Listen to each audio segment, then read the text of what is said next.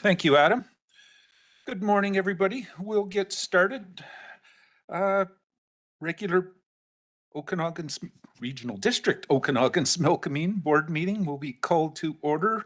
Opportunity to remove anything off the consent agenda that you want to discuss in the main portion of the meeting. Now's the time to do that. Not seeing any hands for anything there, so looking for a motion to approve the agenda. Moved, seconded, thank you. All in favor? Great. Any opposed? That motion carries. That brings us to the consent agenda, corporate issues. Looking for a motion on that one. Moved, seconded, thank you. All in favor? Great. Any opposed? That motion carries. That brings us to consent agenda, development services. One item there, moved. A seconder for that. Thank you. All those in favor? Great. Any opposed? That motion carries. That brings us to development services, rural land use matters, and I'll turn the first one over to the CAO. Thank you, Chair. This application is seeking variance to the regulation pertaining to the placement and sitting of metal storage containers and the keeping of livestock that apply to the subject property. The recommended staff motion is or will be on your screen in a few seconds, and there is a PowerPoint presentation and staff's here to answer questions. Okay, there is a PowerPoint. Did I hear that correctly? Yes, there's a PowerPoint presentation. All right, so I'll turn it over to staff.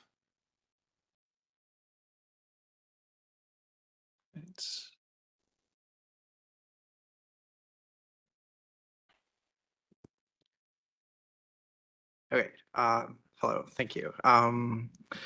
So the subject property is 1700 Estates Place. It's an approximately 4,000 meter squared parcel located in West Bench in Area F. So the intention of the proposed variance is to address a complaint that was brought forward in relation to the metal storage containers, as well as some additional livestock on the parcel. Some of the relevant legislation related to the metal storage containers is primarily brought up in section 6.7 of the Okanagan Valley zoning bylaw, where it prohibits small holdings West Bench parcels from having metal storage containers, as well as in other small holding zones. They're not permitted to be between the front parcel line and the principal dwelling. There are exemptions in place for metal storage containers when there's construction being done and there's a valid building permit. As for the livestock, most of that is regulated again under section, was it 6.6, where it lists out the permitted number of livestock based on parcel size, where single detached dwellings are a permitted use.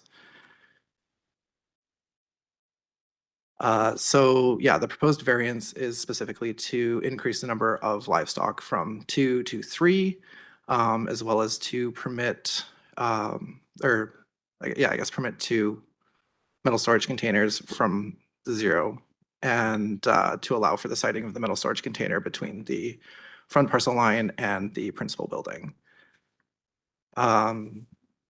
Considerations that were taken for the recommendation essentially relate mostly around visual impacts on the community due to the presence of the metal storage containers, as well as conflicts between rural uses and home industry type uses. As for the livestock, it's noted that there's unlikely to be any alterations to the property for the additional livestock that's going to be included. As well as the history of the West Bench area. It does include small-scale agriculture and hobby farms with the rural residential uses. These are the options that are available to the board today, and yeah, thanks.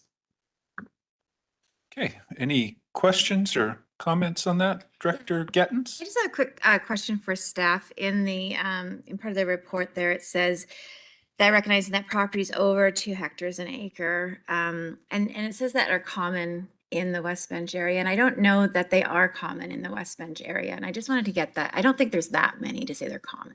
Yeah. Yeah, to the chair, I think maybe that might have been little bit of a typo. There are a couple properties. I did try to get some information to you earlier. I don't know if I made it in time, but yeah, there's give or take about 6 in the surrounding area that I Yeah. could see. So Okay, perfect. So thanks for that, if I may, Chair.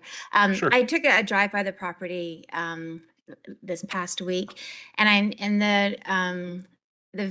the reason we don't have storage containers in Greater West Bend is because a lot of the West Bend is a lot of patchwork. So where you'll have somebody's front yard looking into somebody's backyard and that kind of thing.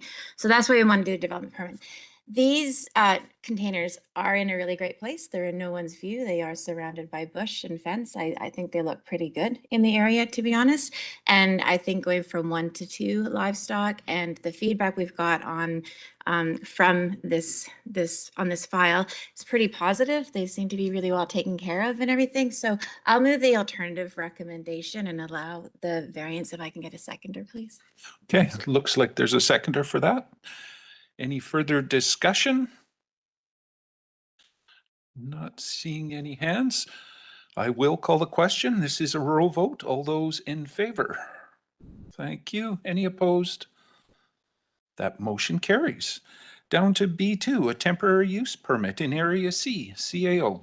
Thank you, Chair. This application is requesting the use of the following subject properties through the issuance of a temporary use permit, and they are outdoor storage such as boat, recreation vehicles, etc., residential and commercial security, office space, and residential use for 1 additional recreational vehicle. There is a PowerPoint presentation, and the recommended motion will appear on the screen once you're ready. Okay, over to staff. Thank you, Chair. I'll just wait for the presentation to come up quickly. Okay, so as mentioned, this property is 380 Wilson Mountain Road in electoral area C, which is this property is located west of Oliver. The property is split zoned and designated under the OCP. So the northerly portion of the property north of Wilson Mountain Road is designated large holdings and zoned large holdings 1, with the southerly portion being designated resource area and zoned resource area. The property is not within a growth area designated under the regional growth strategy. And additionally, the property does contain environmentally sensitive development permit areas, as well as a watercourse development permit area. This property does have an active enforcement file, which was originally opened back in 2018 in relation to the residential use of RVs, the siting of residential structures without building permits, and the storage of derelict vehicles on the property.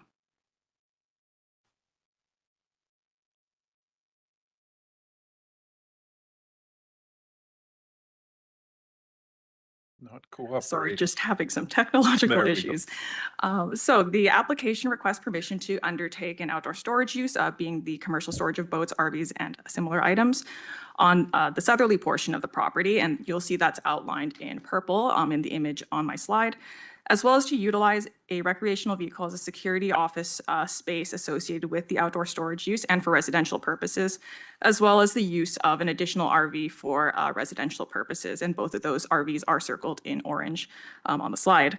So it is understood that this application does seek to address that enforcement file that was previously mentioned on the property. And it should also be noted that this application has been before the board on multiple occasions since its original submission back in October 2022, with the board having granted multiple extensions in order to keep the file open despite largely being inactive. Most recently at its meeting of June 5th, 2025, the board did approve an extension to December 5th to provide the current applicant additional time to get up to date on the file following the passing of the original applicant. So under the Okanagan Valley zoning bylaw, outdoor storage isn't permitted in the resource area zone. But despite this, we do note that the earthworks have already been undertaken on this property to facilitate that use, which has involved the alteration of both meadow habitat and 2 wetlands on the property. As the affected lands are within environmentally sensitive development permit and watercourse development permit areas, an ESDP and WDP would have been required prior to the undertaking of the works. Additionally, from a provincial standpoint, authorizations would have been required from the province under Section 11 of the Water Sustainability Act for changes in and about a stream, and the watercourse or the wetlands that have since been filled in do constitute a stream under the Act.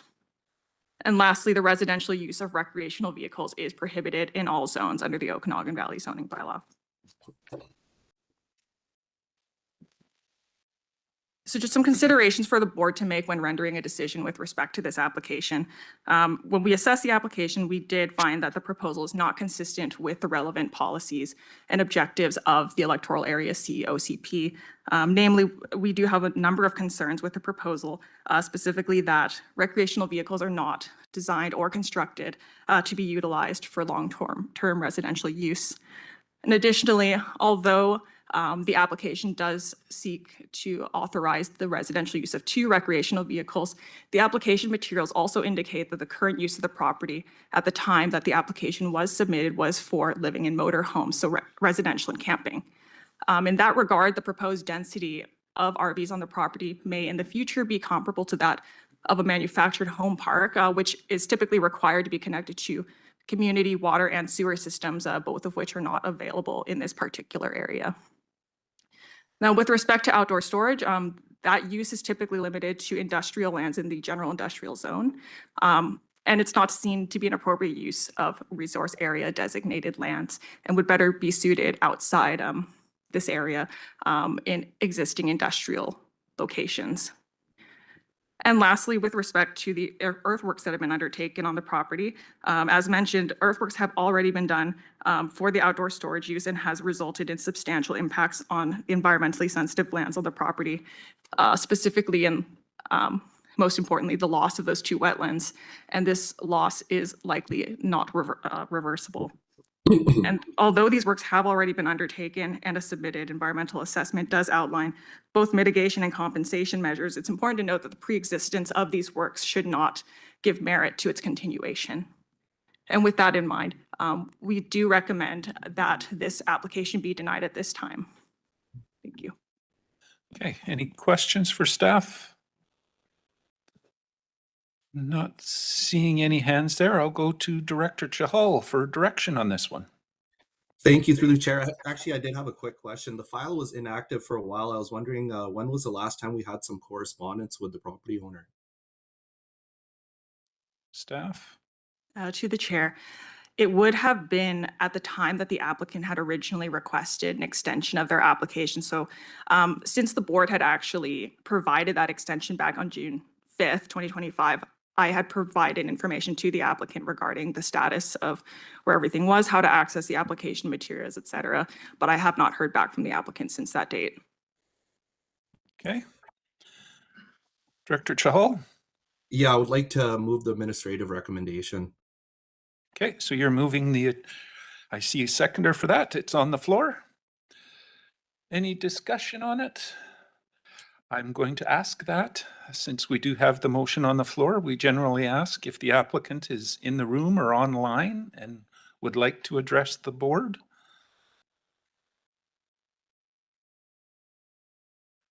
I'm not seeing any hands. Adam, am I missing anybody online? Okay. So we'll turn it back to the board. Any discussion on this? Again, not seeing any hands. A rural vote. I will call the question. All those in favor? Thank you. Any opposed? That motion carries. That brings us to Section C, Public Works. A resolution for supporting acquisition of the Oliver Landfill Crown Land Lease. Over to the CAO. Thank you, Chair. The purpose of this report is to receive the board support for the required statement for renewing the tenure of the Crown land at the Oliver landfill. The terms required statement comes from the province, so the recommendation you see are wording that they required that you approve. Staff's here to answer your questions, and there's no PowerPoint. Okay. Someone prepared to move this one? Moved, seconded, thank you. Any discussion on it or questions? Director Taylor. Yeah, question to staff. Just curious how much of the waste collection from, say, Area C or A go to this facility? Lisa? Thank you, Mr. Chair. It's Area C and Oliver that contribute to the landfill. Area A goes to the Osoyoos landfill. Okay. Any other questions or discussion? Not seeing any hands. I will call the question. This one is a corporate vote. All those in favor? Thank you. Any opposed? Again, that motion carries. Down to Community Services, Municipal Protected Areas Project. Over to the CAO. Thank you, Chair.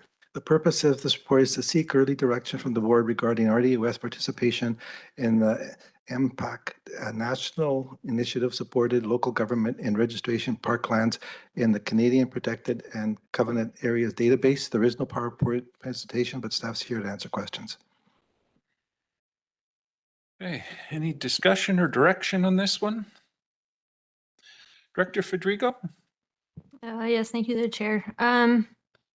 Do we have an idea of what RD lands we're thinking of putting in here, or is it just a blanket, all of our parks and spaces would be included?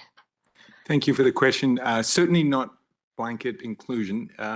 By way of background, the MPAP, or Municipal Protected Areas Project, is a national initiative that approached the RDOS. They've been approaching local governments across the country in order to achieve their goal of what they're calling 30 by 30. They're looking to protect 30% of Canada's ecologically sensitive lands by 2030, and recognizing that a lot of local governments have sensitive lands that could be included in this list. So in our discussions, they've been very preliminary, of course, wanting to check in with the board before advancing any initiative or use of substantive staff time.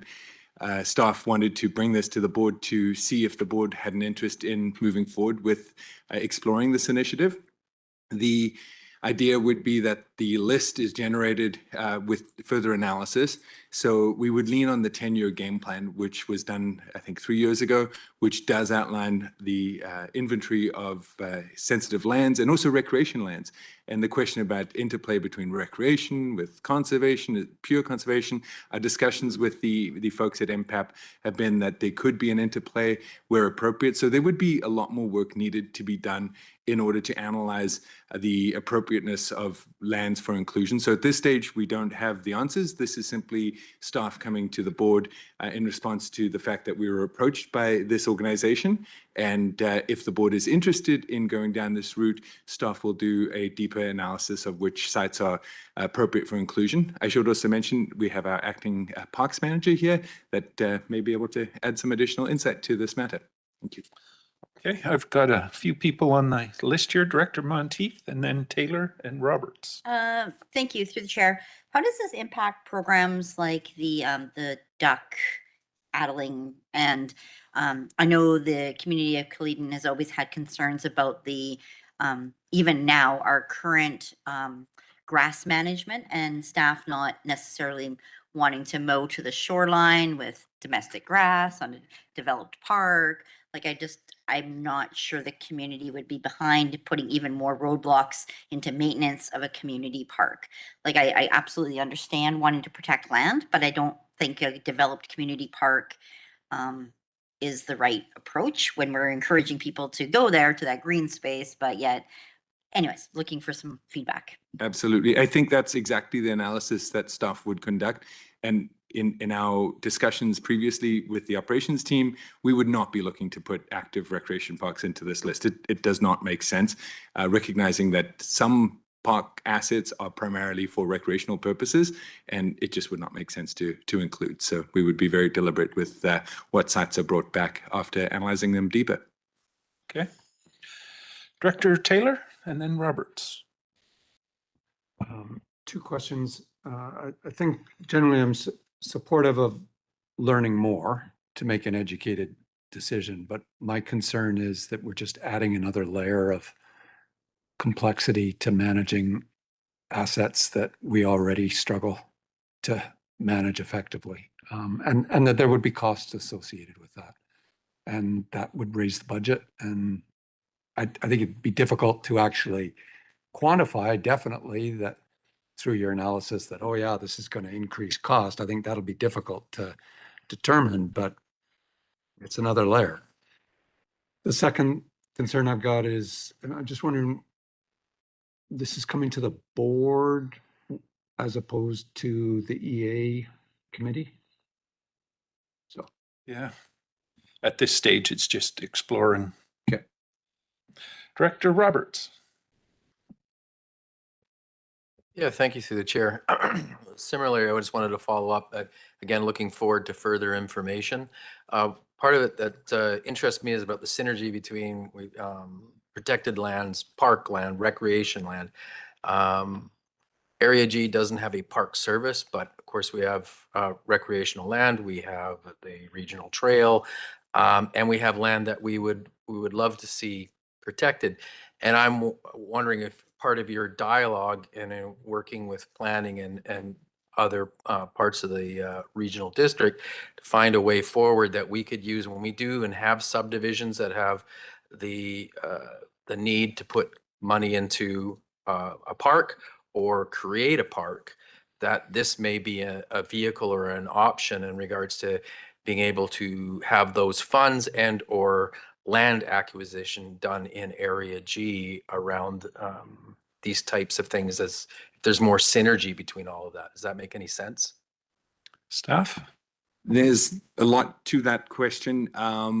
In terms of the potential acquisition of new parkland, of course, there's statute towards that in terms of subdivision, the 5% rule. That would be the acquisition of new parkland. And sometimes that parkland is usable, recreational park. Sometimes it's more of a conservation type park. So we would take any additional parkland that is acquired over time on a case-by-case basis, recognizing its merits if it's more oriented with a recreational type use or if it's more oriented with a conservation type use. And we would certainly bring that forward to the board if, say, this program were to be adopted by the board. We would add as that does occur. I'm sorry, I'm struggling. I think there was a second part to that question. I do forget what it was. Oh, thank you. The follow-up. Well, the challenge is Area G doesn't have a park service, and we have a dichotomy between these kind of different services. But the truth of the matter, a lot of times we're looking at it as recreation. We're looking at supporting habitat, all that kind of tying into these same things. And this seems to add synergy to that as well. So looking forward, I'm hoping to have more freedom in the future if we're able to, for instance, if somebody wants to pay money instead of the 5% land-wise, that could go into a project like that in Area G, but Area G doesn't have a park service. So it's always been that's kind of goes to the general pot versus it going to Area G for recreational protected lands or park. Okay, not sure there's a question in there. Director Monteith? Thank you through the chair. How is this different than what we're already doing with the conservation fund? As we're already putting tax money into that, but not the entire regional district. Similkameen, for example, is not part of that. So are we competing with something that we already have in progress with Nature's Trust? Because I understand that that's been a good partnership so far. Staff?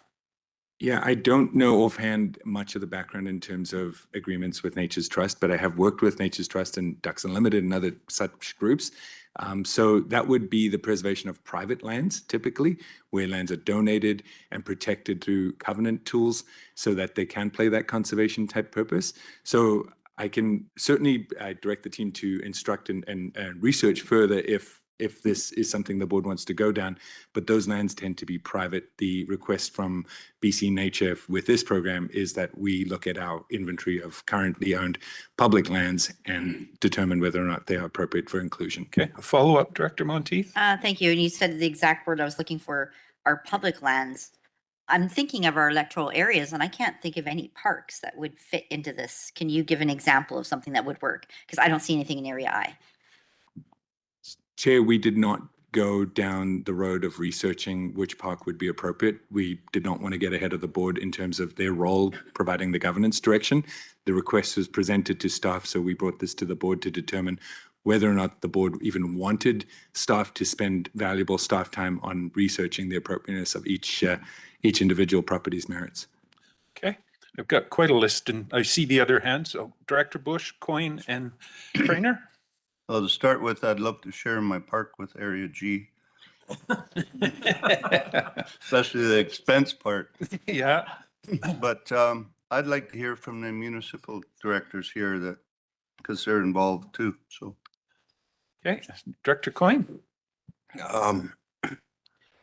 Yeah, I kind of echo some of the stuff that's already been said. I mean, these are parks. They're not, I just can't foresee anything, at least in Area H, where I think we only have 2 parks in Area H. Cow, what is it, Cowpad Park and the one out in Comont, but I can't see those becoming a diversity area. And we don't, I mean, the regional district's not really in the business of owning land. So I don't see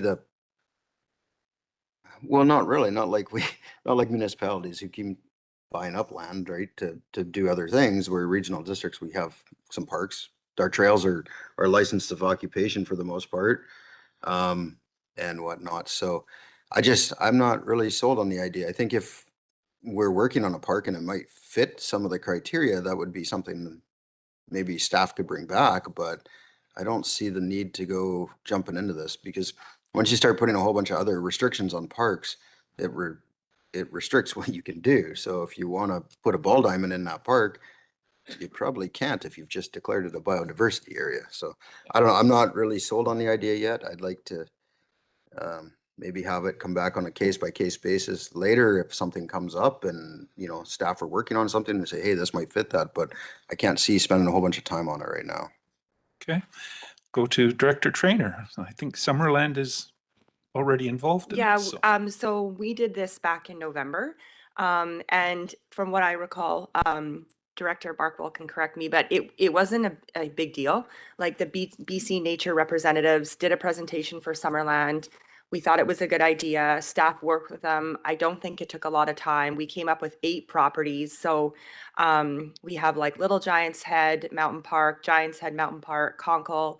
The staff at BC Nature worked with our staff to just identify using our mapping systems what properties would work with this.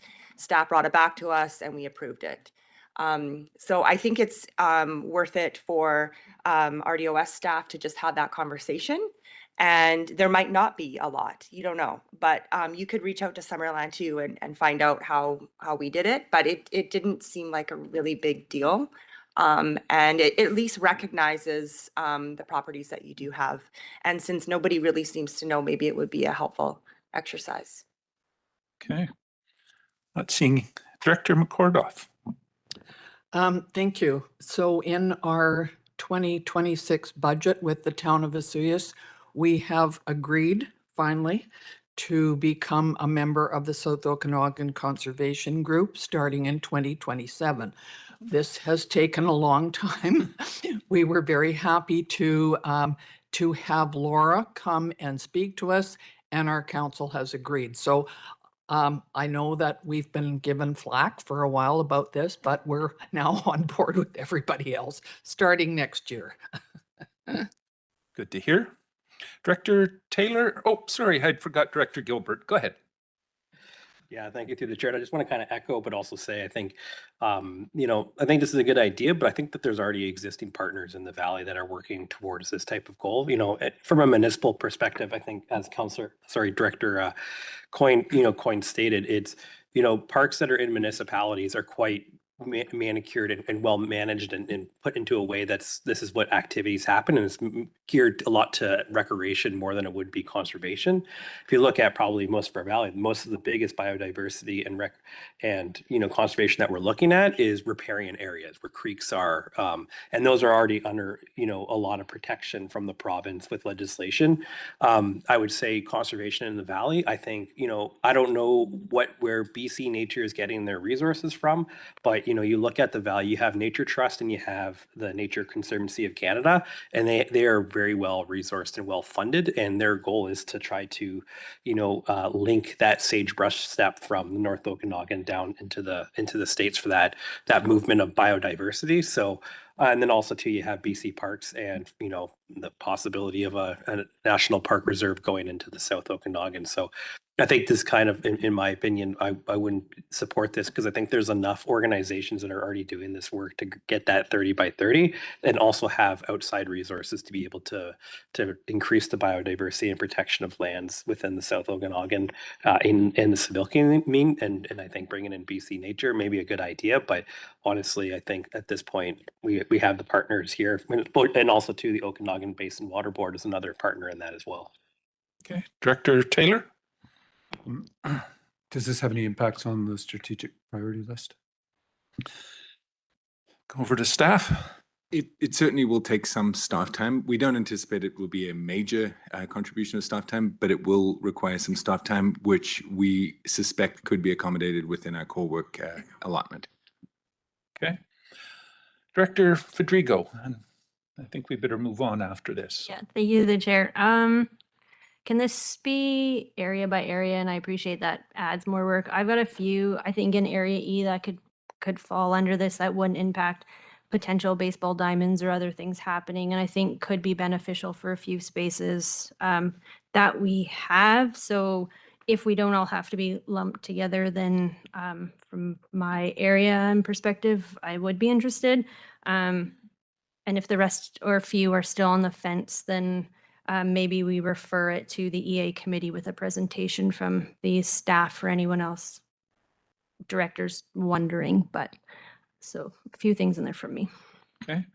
Director Monteith, and then somebody make a motion one way or the other, Thank or you. I was just going to make a motion. So I'm going to make an adjusted alternate recommendation. So the recommendation in the agenda was to decline it. So I'm going to make that to decline it, but I'm also going to recommend that it go to the EA committee, and that EA directors who are interested in participating, then they could look at that as a site-by-site area specific. okay, so the motion is to decline at this time. Is there a seconder for that? It's on the floor. Discussion on that? Go ahead, Director Taylor. Can I just clarify, you're making a motion to decline? Yes. Thank you. Just for clarity, to decline it as a whole, but look at it as our EA committee. And at the EA committee, when we hear a better presentation, and if each area decides it wants to be a part of it, it could definitely come back. But at this point, doing it as a whole, I can't commit to that. Okay. Follow up, go ahead. And we're just, this is information. We're not signing into this at the moment. Like if we did this, we're just getting information that would apply, and you would then choose later in or out. Yeah.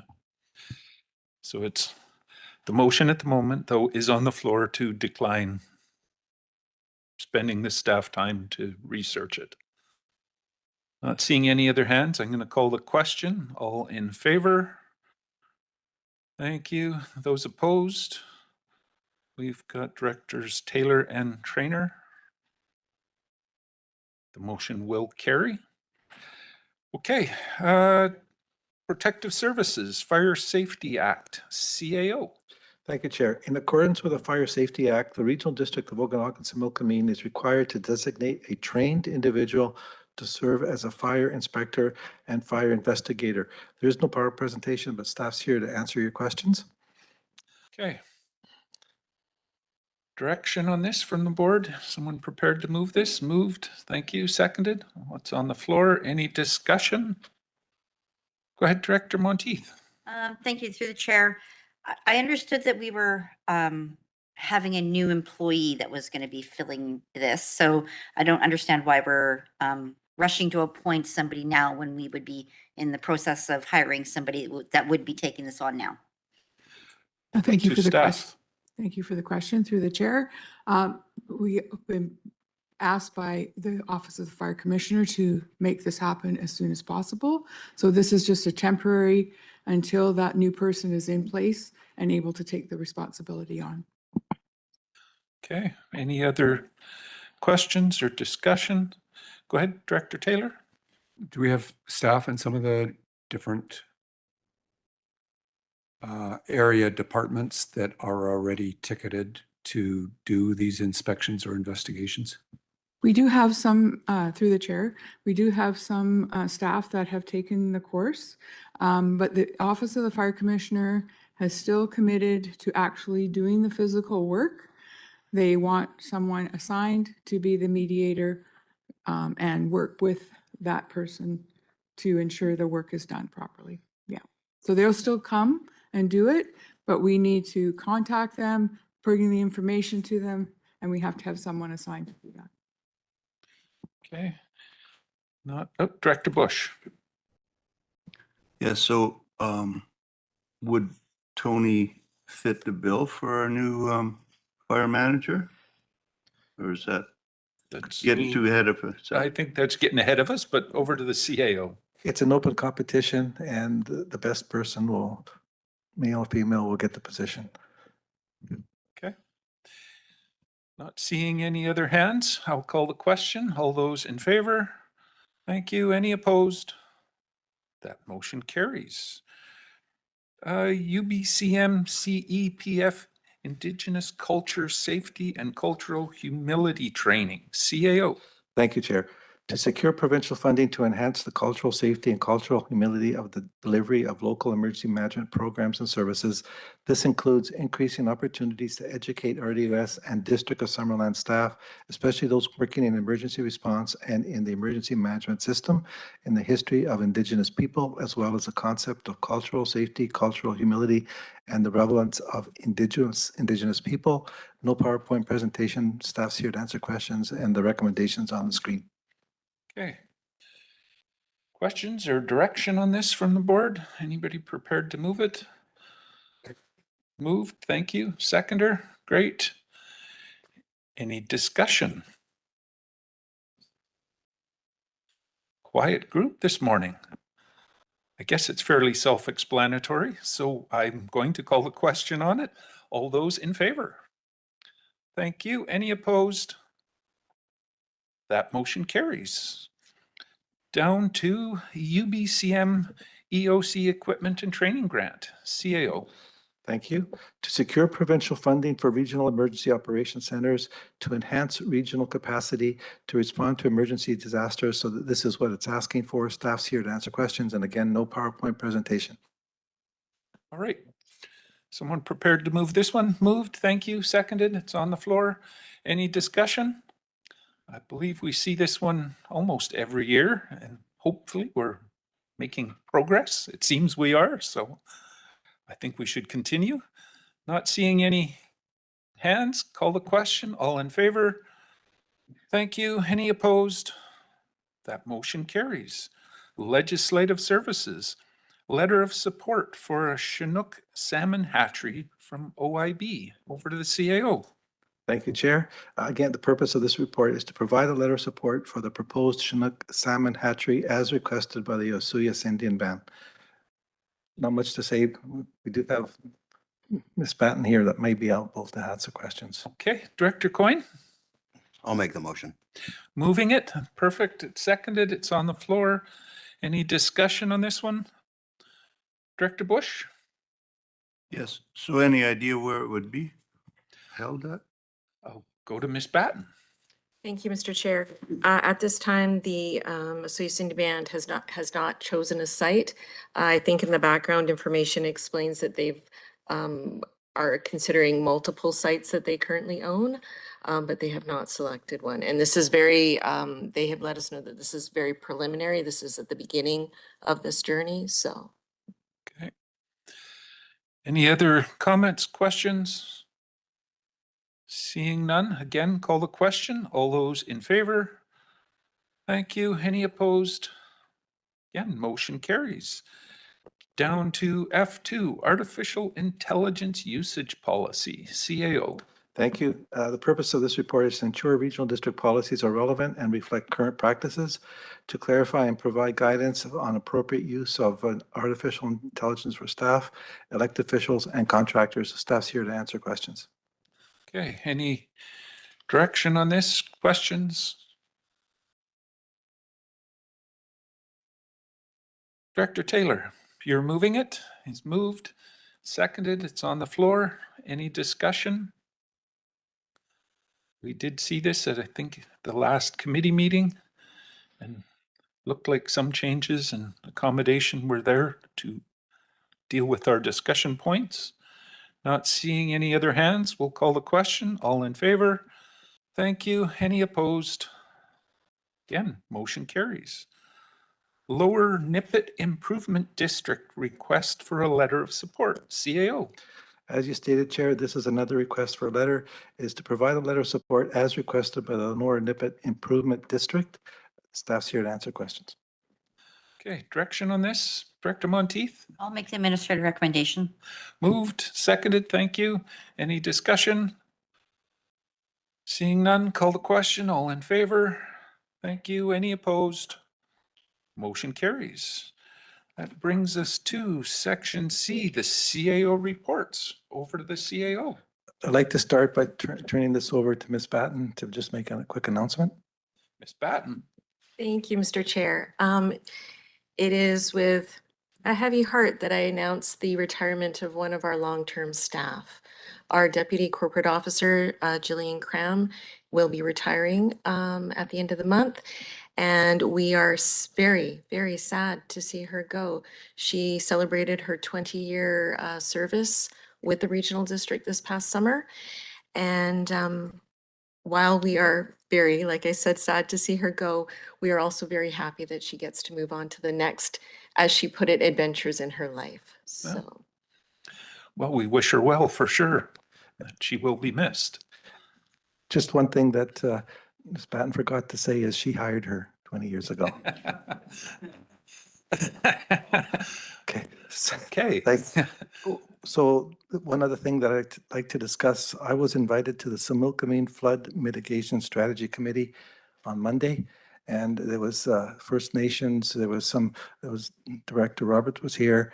I was invited, and so was Protective Services. At the end of the meeting, I don't know how it happened, but I got some homework. And the homework was to write a letter to the province asking all the 27 regional districts to support the letter, along with all the municipalities in British Columbia and the First Nations. However, I said, I need the board's approval to do this. The letter did not take me very long. I do have a letter that I will submit to the board February 5th, but I won't unless the board gives me approval, because there's going to be some work in getting the 27 regional districts together. I've done it successfully with a mattress where the letter was supported by, I believe, 24 of the 27 regional districts. This one here is a little bit more challenging in that it also includes the First Nations. The LSIB has committed to helping send out the letter if it starts at this stage to the Indigenous all tribes in the area. And I would be asking the regional districts to go to their own municipalities and ask for our support. So this is something that the board needs to decide if for me to go further. So after, this is also on orphan, I forgot to say, this is on orphan dikes. And in the research that I've done, there are, I know in the meeting that was discussed, it was bandied about that there's 8,000. There isn't. There's 101 orphan dikes, equating to 87 kilometers. Each one is orphaned, so it is in critical danger in some of them. Okay. Director Coyne? Yeah, I fully support this. But I also think that we should also include municipalities under 5,000. We were downloaded these dikes with no funding source and no support, and we continue to have no support. And it's impossible for us to continue to manage these things with our tax base that we have. Our dike alone is, $60 million for a population of under 3,000. So we need the province to step up and support all communities on these diking efforts. Okay, CAO? So if the board allows this to happen, it is 27 regional districts, and each regional district would be asked to go to their municipality partners and ask for that letter to be endorsed. So I'm talking about every single local government in British Columbia, including the First Nations. Okay, Director Roberts? Thank you. I'd like to move, but I think what Director Coyne was stating is that not only that it's the orphan dikes, but also in regards to the municipalities that are under, as you said, 5,000. Yeah, I think Be that added would to the letter. drastically increase the number of dikes we're referring to. CAO? Oh, I will talk to the director. One of the things that my philosophy is, let's see what we can win. Don't ask for the moon, try to get something winnable. So I will be bringing back a report along with the letter. So, because you need to see the letter, you right at this point, you're just stating that I can go to the next step. Okay, we've got it moved and seconded. Any discussion on that? Fairly straightforward. We'll hear from the CAO on this later or next meeting probably. CAO? One other thing, I was also asked to do a SILGA resolution, which will be coming back to the board, and we're talking about it in a few minutes. Okay. I'm going to call the question on this last motion. All in favor? Thank you. Any opposed? That motion carries. Okay, CAO, continue on. Nothing further. Nothing further? Strategic priorities, board amendments? There isn't anything major. We're only into still January. So there isn't anything don't want to waste your time. All right, so we'll move on then from CAO reports down to chair's report. The only mention I was going to make today was in the past, our external committees and committees that we have around the table, we usually asked if people wanted to stay on them and reappointed for this year. We're going to assume everybody wants to stay on unless we hear otherwise. So this is your warning. If there was a committee or external agency that you do not want to sit on any longer, if you could let me know after the meeting, and then we can bring it back to the board. Otherwise, we're assuming you guys are comfortable staying on there. So, Director Bush? Can I let you know now? Can do. The Starling Control Program is kind of defunct. The lady that was running it moved on, and it's through the Great Growers Association. And I reached out to them, but they haven't reached back, and it's been months now. I don't know if anybody's getting paid to do this or anything. I don't understand, and I'd like to step down. We'll note that, but Ms. Batten and I had actually discussed it a little bit in regards to, I think it's in our budget to still fund them. So we're going to look into that a little further because there's no point cutting them a check if nothing's happening. So, yes. Director Gettens? Thanks. Just, I know it's a bit off topic, but that's a pretty critical program, isn't it, the Starling? Like, don't they get rid of? It's still gonna go on, but Okay. I don't want it. Okay. Okay. I just wanted to make sure that we're just, Yeah. We stop it No, by any understood. means. Yeah. We just need more info. we'll for get more sure. information then on that? Okay, Yeah. thanks. Something will be coming back. So on that note, director's motions is next up. Any director's motions? Director Monteith?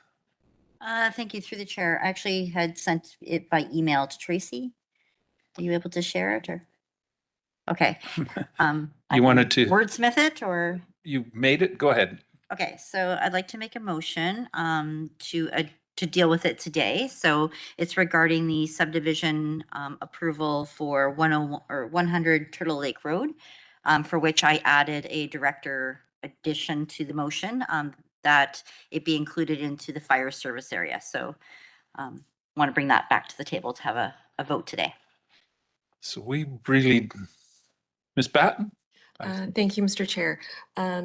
Director Monteith, I believe this is in regards to an previous resolution regarding an application. Correct. And that we had added in, adding them into the fire service. And what you're wanting to do now is to change that so Yes. that they no longer have to be part of the fire service in order for their application to move forward. We move to public hearing and then a date for the public hearing. So Okay. instead of staff bringing back a recommendation, we can deal with it here and then it just moves to public hearing. All right. So the applicant knows, everybody's well aware.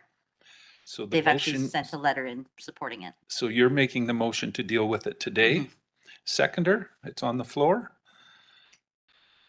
Clarity, I see a few looks So, around the room okay. going, what are we talking about here? There was an So- application for a subdivision approval for 100 Turtle Lake Road. When the application was made and came to the board, I added to it an inclusion to the fire service area. As it turns out, the Strata Road does not meet the specs for the fire truck. So the fire chief says they can't support that, right? So it looked like a good idea until they started talking and realized it wasn't. So that's why I'm asking to revisit it so that that can be removed from the recommendation for the approval and it can move to public hearing, be approved and move forward as it should. So we're removing the point of it having to Yes. join the fire service area. And if they want it in the future, they're going to have to redevelop their Strata Road. Okay. So that's on them. So we know what we're dealing with then. In order to deal with it today, though, we need a motion to deal with it today. So if she's making that motion, I'm assuming it's seconded. We'll call that question first. Is all in favor? Thank you. Any opposed? That motion carries. So the motion, the original motion is made, moved, and seconded. And you want to speak to it or? If anybody has any questions, happy to answer it. Applicant sent in a letter, just planning staff. Planning staff know they gave me the date for the public hearing, which I believe is February the 19th. Okay. I'm seeing a hand. Director Coyne, Senior, go ahead. So, excuse me, but I kind of lost here on this one.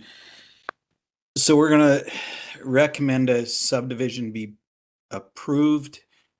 Doesn't mention how many homes are there, but that will not be able to have fire access is,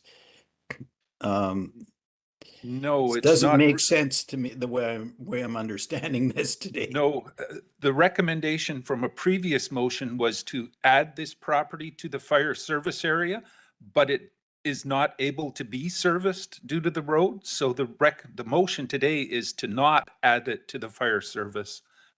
And they're going through a process of subdivision. What happens there, we can't say. We're not approving the subdivision, though. We're removing the property from a fire service area. Okay, thank you. Okay. Director Trainer? An area is removed. How do they get fire protection then? They don't. Director Monteith. Through the chair, they've never had fire service protection. Their neighbors did, and that's why I wanted to include them. But when they started talking about the topography, the fire truck, they can't get it in, the grade's too high, and they, they're not interested in redeveloping their road before they subdivide because they don't know if that's going to be approved. So once all the dust settles, if they want to come into the fire service area, they know what they need to do. If they don't, then they're going to be unprotected homes, and there's going to be 5 to answer your question, Director Coyne. Okay. Director Bloomfield.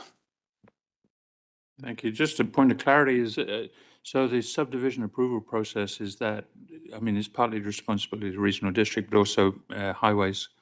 And who's demanding, is there a demand from one of those bodies that it be included? No. No. No, that was strictly area director's recommendation, which made sense at the time. Okay, seeing no more questions or comments, I'll call the question. All in favor? Thank you. Any opposed? That motion carries. Anything further, Director Monteith? No? Over to Director Roberts, also has. Yeah, thank you to the something. chair.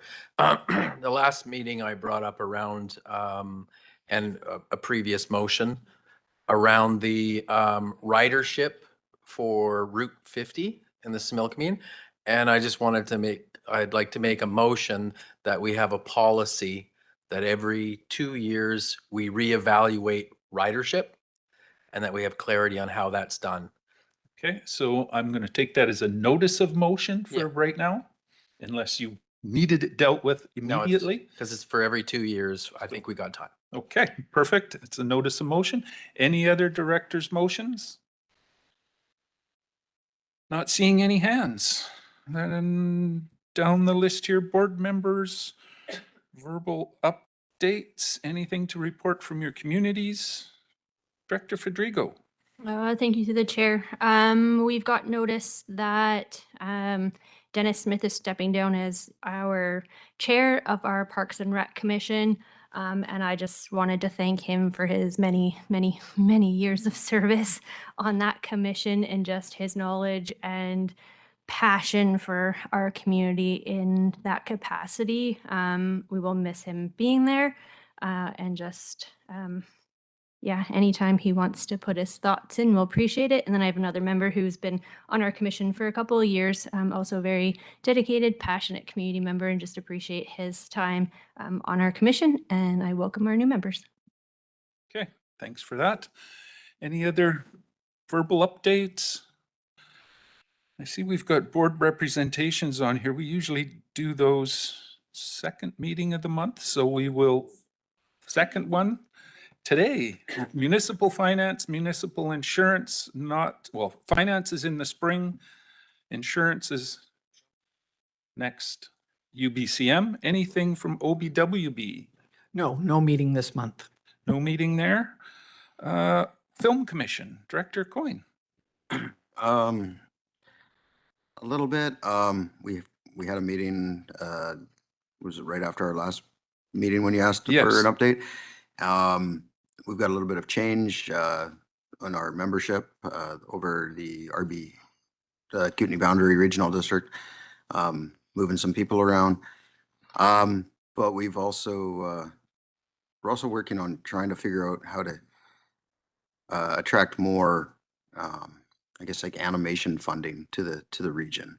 The region is a huge animation center, and there's some Canadian productions that we're trying to get brought to the valley and whatnot. We're also now working with the North, where is it not the North Okanagan, but like up in the Revelstoke area and that, and they're now part of our film region. So we've expanded our film region, and it's going to give us more competition, or we're going to be more competitive in the market space now because we have a bigger area to market and bring those productions to the region. So we are looking at some policies. We're trying to get everybody to get on the same policy so that we don't have one region that continuously kind of roadblocks productions. So no, I'm not saying that. Okay, that's it. All right. Okanagan Regional Library, anything to report there? I see a shaking head no. Sterile insect release, Director Bush? Yeah, I have a meeting coming up February 6th. Okay. Simia, anything there, Director Coyne? No meeting for a number or for a while. Starling Control, we just heard of, so we'll skip that one. Etsy BC, anything there? No. Nothing to report. And Collaborative Leadership Table, really not much to report there yet. I think our next meeting is in February. The working group is. Yes, working group is meeting then, so something to report back after that. And that brings us to the next section, which is our closed section. And that in accordance with section 91A, C, and 2B of the Community Charter, the board closed the meeting to the public on the basis of personal information about an identifiable individual who holds or is being considered for a position as an officer, employee, or agent of the regional district or another position appointed by the regional district, and labor relations or other employee relations, and the consideration of information received and held in confidence relating to negotiations between the provincial government or the federal government or both and a third party. So looking for a motion to go in camera. Moved, seconded, thank you. All in favor? Thank you. Any opposed? That motion carries. We'll give Adam a moment to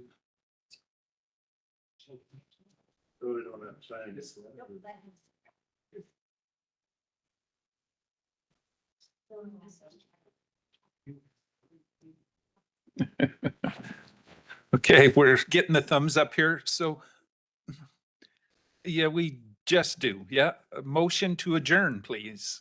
Moved, seconded. All in favor? Thank you. Any opposed? We are okay. And at 11 o'clock sharp, we'll be turning it over to Director Johansson for the hospital district. So if you need to refill a coffee or something, Do that quickly, please.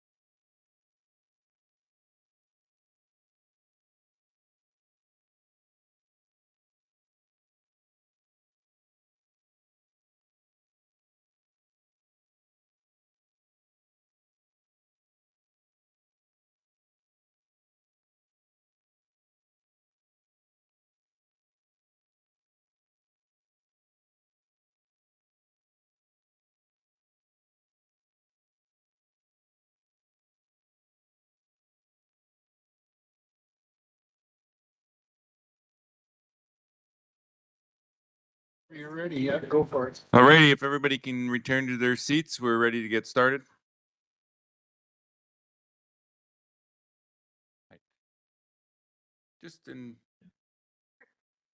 Just for questions, no presentation.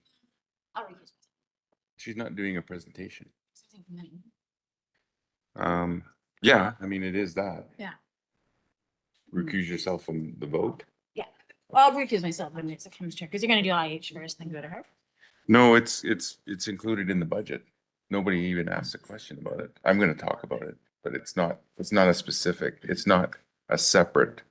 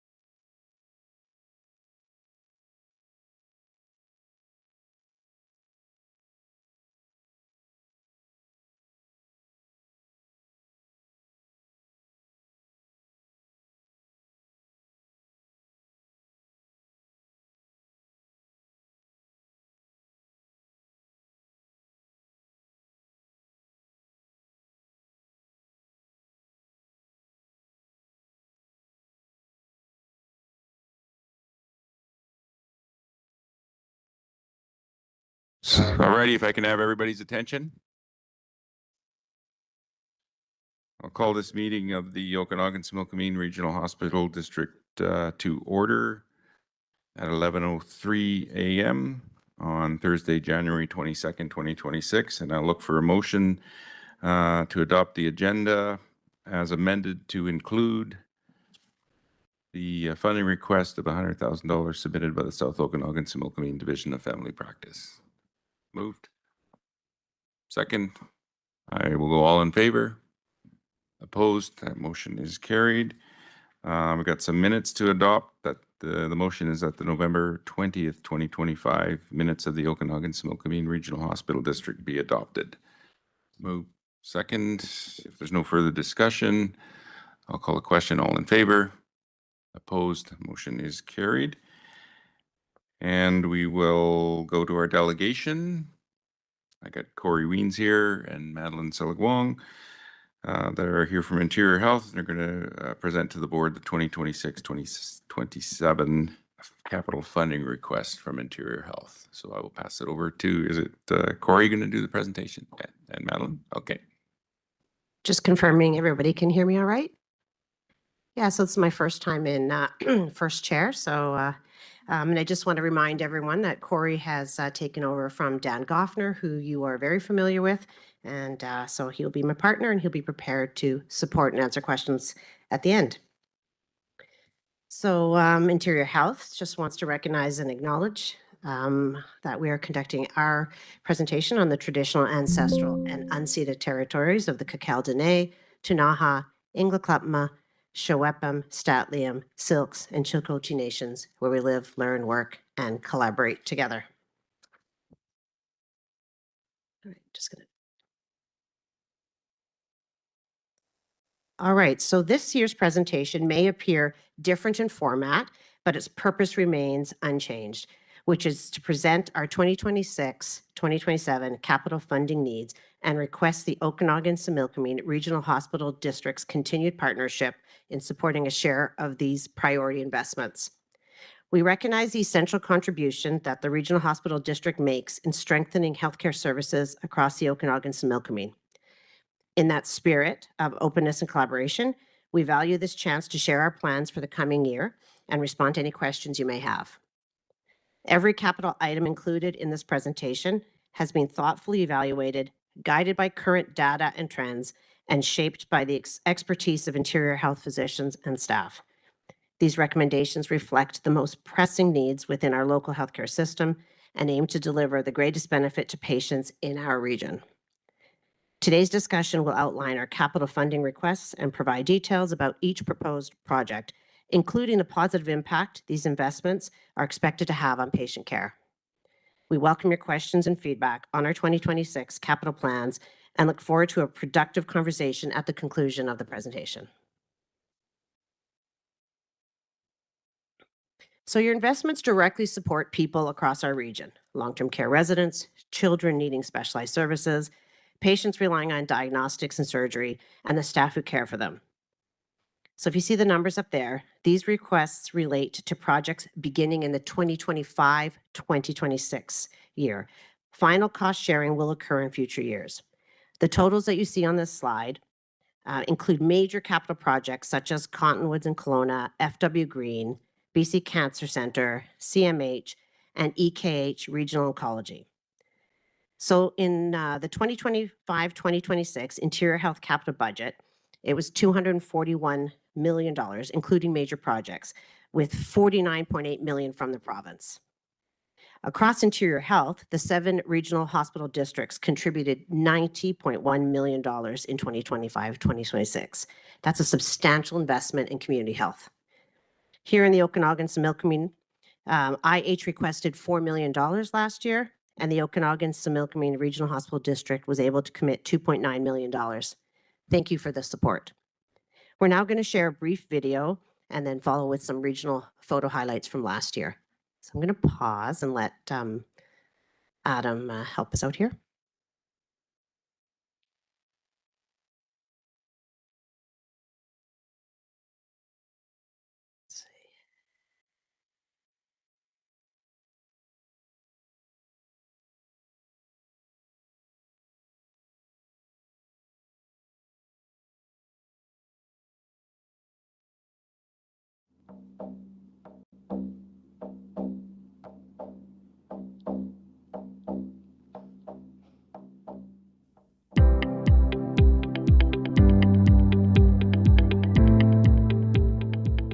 Our sincere thanks to Interior Health's Regional Hospital District partners for your support in 2025. Combined, the 7 regional hospital districts in the Interior Health region contributed nearly $241 million, an incredible investment in the health and well-being of our communities. Your support has made a real difference. Without it, many important upgrades to safety systems, digital infrastructure, facilities, staff spaces, and patient care areas simply would not have been possible. For this year's investments, Interior Health has reviewed our capital priorities to make sure our healthcare facilities can continue supporting the people who rely on them. We have looked at our buildings, equipment, and systems that care teams use every day, and we are investing where it is needed most. And with your continued support, patients, residents, families, and staff can count on high-quality care today and into the future. Thank you for your support last year. We look forward to our continued partnership in the year ahead.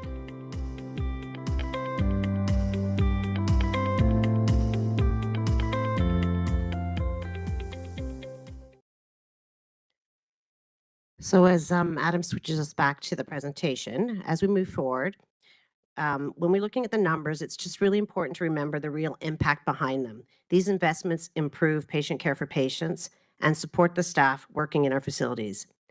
So here's a quick look back at 2025-2026 projects and the outcomes they delivered.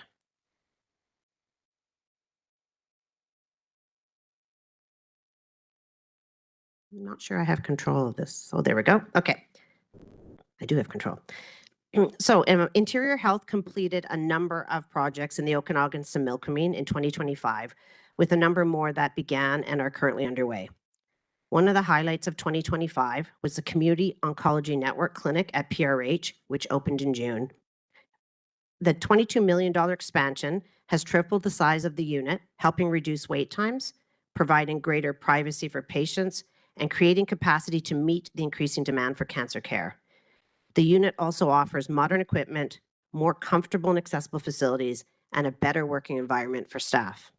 The project was funded through partnership with the RHD at $3.2 million and the South Okanagan-Similkameen Foundation at $10 million.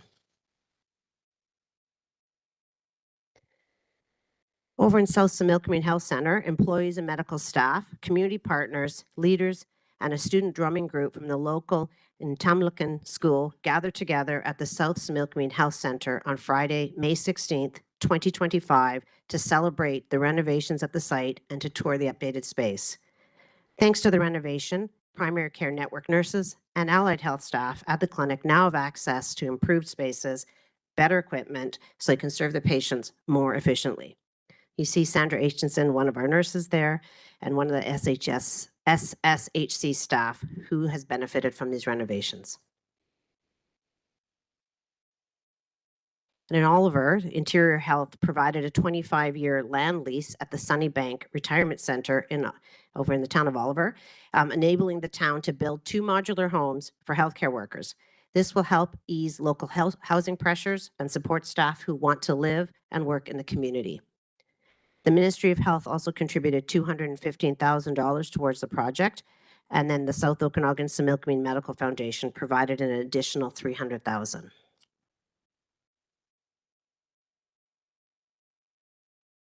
One of the major capital upgrades completed in 2025 was the installation of a pharmacy multi-dose unit packager at Penticton Regional Hospital. This technology provides medications by patient and dose with automated accuracy checks. It reduces our manual dispensing time, lowers the risk of errors, and streamlines how medications are delivered to patients.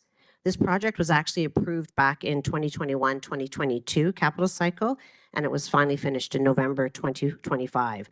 The actual location for this wasn't confirmed until 2024, and it sits in PRH after major renovation.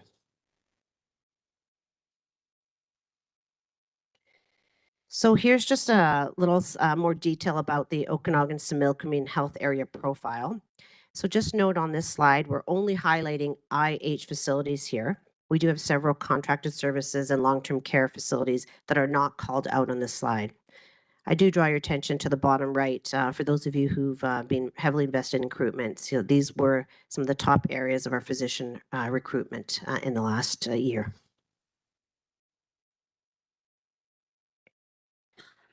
And so here's a snapshot of our construction projects and equipment over $100,000.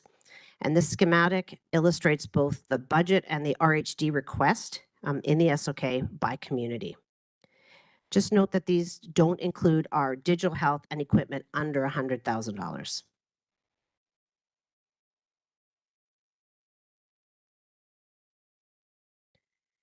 So in our planning process, these are the high-level themes that reflect our capital investment areas.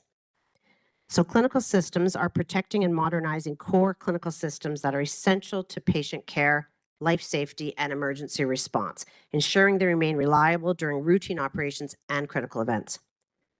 And under the infrastructure theme, we're ensuring reliable utilities and building infrastructure that support continuous healthcare operations, protect our facilities from failure, and maintain compliance with safety and building standards. Safe care environments are all about maintaining safe, functional care spaces that support infection prevention and control, protect patients and staff, and enable high-quality, respectful care. In our digital health investment themes, we're looking at strengthening our digital health systems as core infrastructure to support clinical care, information flow, cybersecurity threats, patient confidentiality, and basically our operational resilience across the organization. And under equipment, the one we're often most familiar with, we're looking at sustaining and replacing essential clinical equipment to ensure continued access to diagnostic surgical services, supporting patient and resident and client safety and dignity, and maintaining service reliability.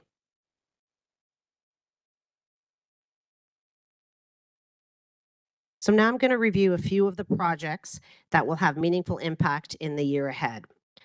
Just note that these are just a small curated sample and not the total projects that we're asking for your contributions to go toward. That total list is in the appendix slides.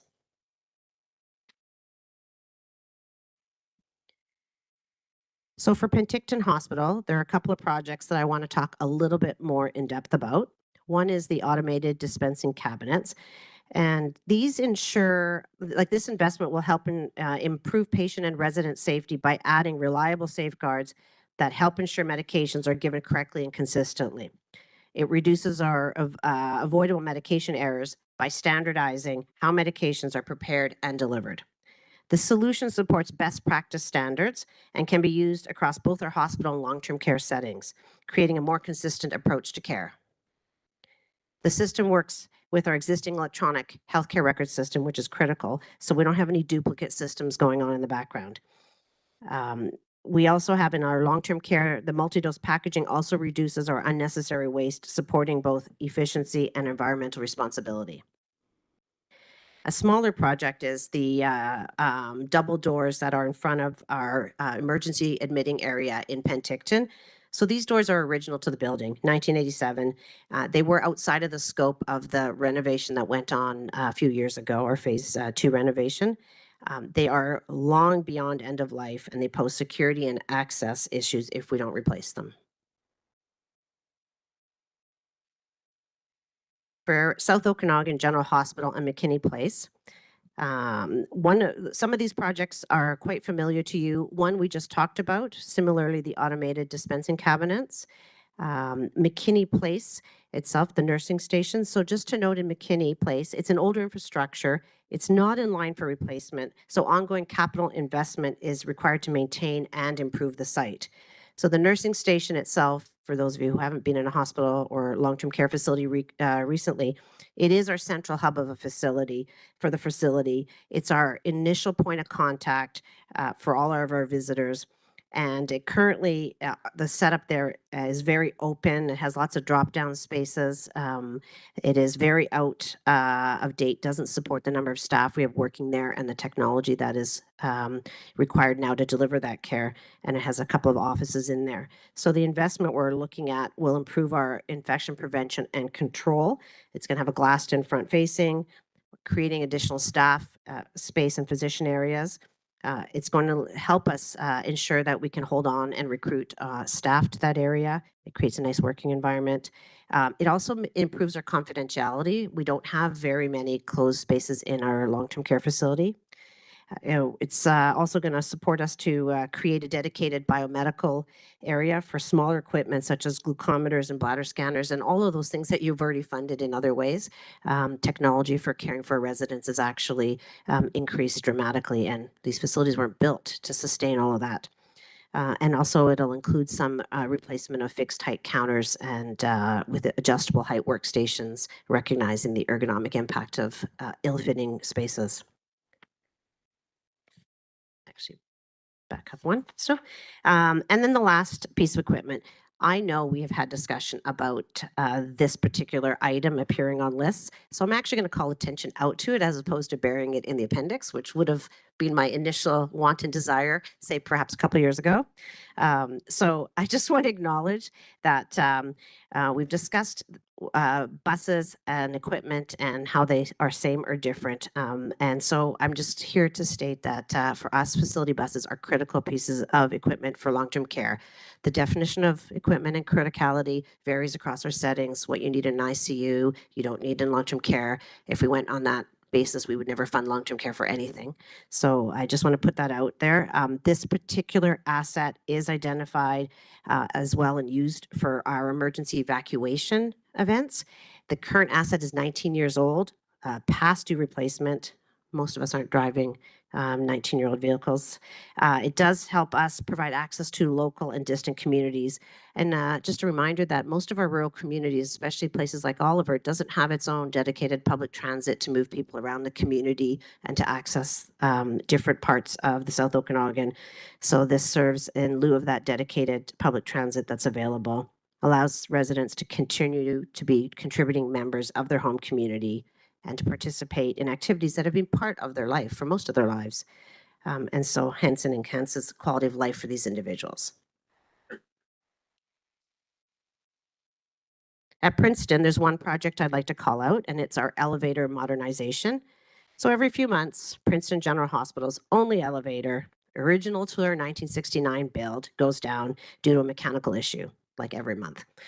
When it does, the single route between our basement services and our acute emergency department and long-term care disappears.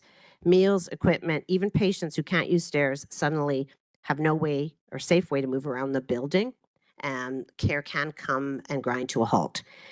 This elevator is not just a convenience. It's part of how we deliver care and nutrition throughout that campus. When it fails, staff are forced into unsafe workarounds, and patients' access to food, treatment, and dignity is put at risk. It's illustrative. I was going to say, if that was the elevator, I wouldn't be replacing it either. So digital health, because those weren't included in the other ones. So across all of Interior Health, digital health is investing in modern, reliable digital systems to strengthen clinical and business operations, including upgrades to aging infrastructure, data center equipment, cybersecurity, firewalls, and imaging system servers.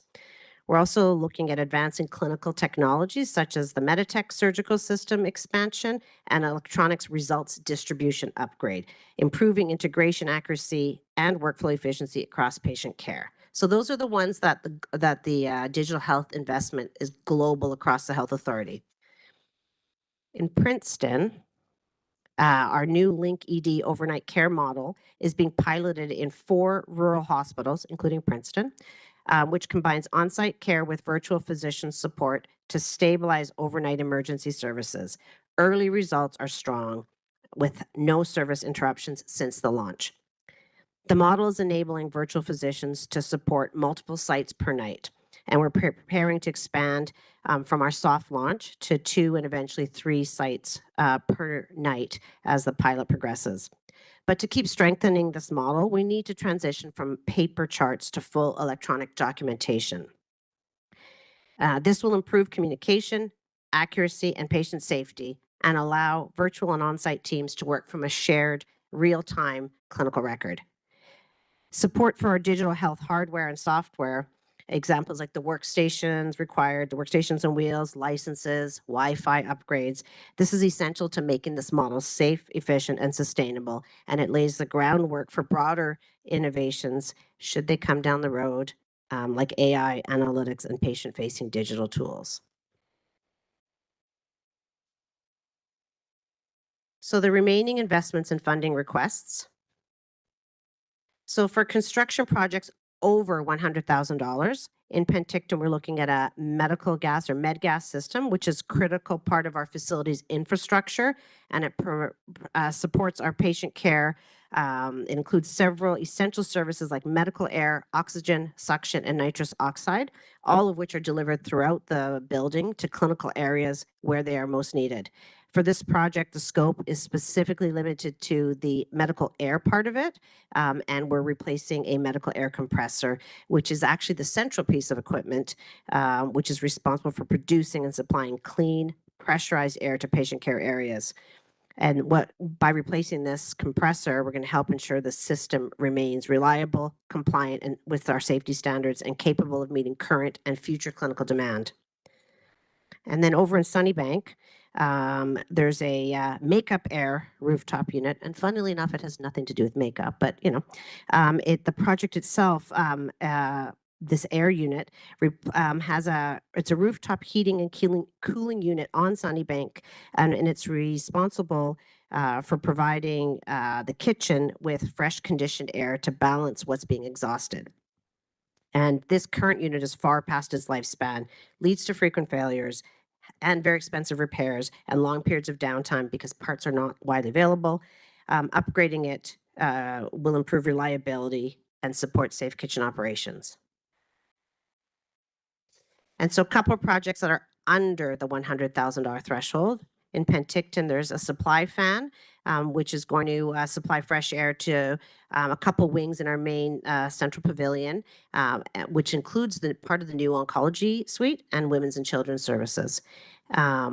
It hopes to improve air circulation and ventilation reliability across these clinical spaces. And when we have that, we reduce our risk of airborne contaminants, which supports our infection prevention and control and patient safety.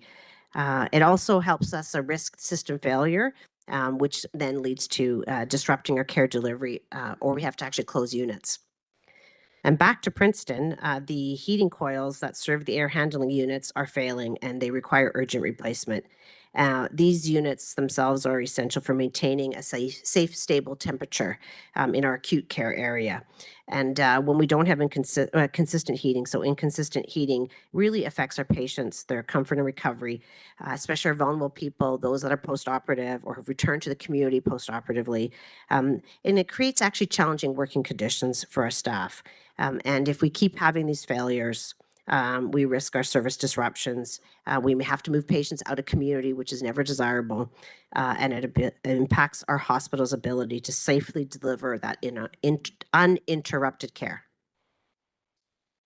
Just a couple more of the construction projects under 100,000. In Summerland, we have an oxygen manifold, a med oxygen manifold that's described and called out on the slide. And it's really about making sure we can get oxygen to the places we need it. And it's part of that medical gas system, but this one's not medical air, but oxygen. And again, over in Princeton, several of our domestic water copper pipes at the hospital have failed due to age and they require urgent replacement. And as you all know, reliable potable water is essential for patient care, infection prevention, sanitation, and all of our clinical operations, basic hand washing even. Continued failures risk water supply interruptions, patient safety concerns, and disruption to essential hospital services. So in total, Interior Health's 2026-27 capital budget for projects in the South Okanagan is at $8,852,515. I'm sure there's some cents attached to that. This year's funding request asked from the Okanagan-Similkameen Regional Hospital District is for $3,541,100. And here I also want to call out that I'd like to take the opportunity also to recognize the South Okanagan-Similkameen Medical Foundation and their donors and partners who play an important role supporting Interior Health's future capital priorities, which allows us to stretch our limited capital resources even further. Finally, I just want to acknowledge that the Okanagan-Similkameen Regional Hospital District has expressed funding affordability concerns over the last couple of cycles. We've worked really hard to deliver our most realistic ask, which was reflective of our most urgent needs. So this concludes our formal presentation, and I want to thank you for your attention and consideration. And Corey and I are open for any questions you may have. Thank you, Madeline, for the presentation. Director Coyne? Yeah, I had a question earlier, but I'm going to change that one to that virtual ER. It was never disclosed when it was brought up that we were going to be on the hook for this system. So I'm a little taken aback that now we're on the hook for, what is it, $300 and something thousand to bring that system in. So why is the province not funding it, or whoever came up with the idea? Why are they not funding this instead of us? Do we know?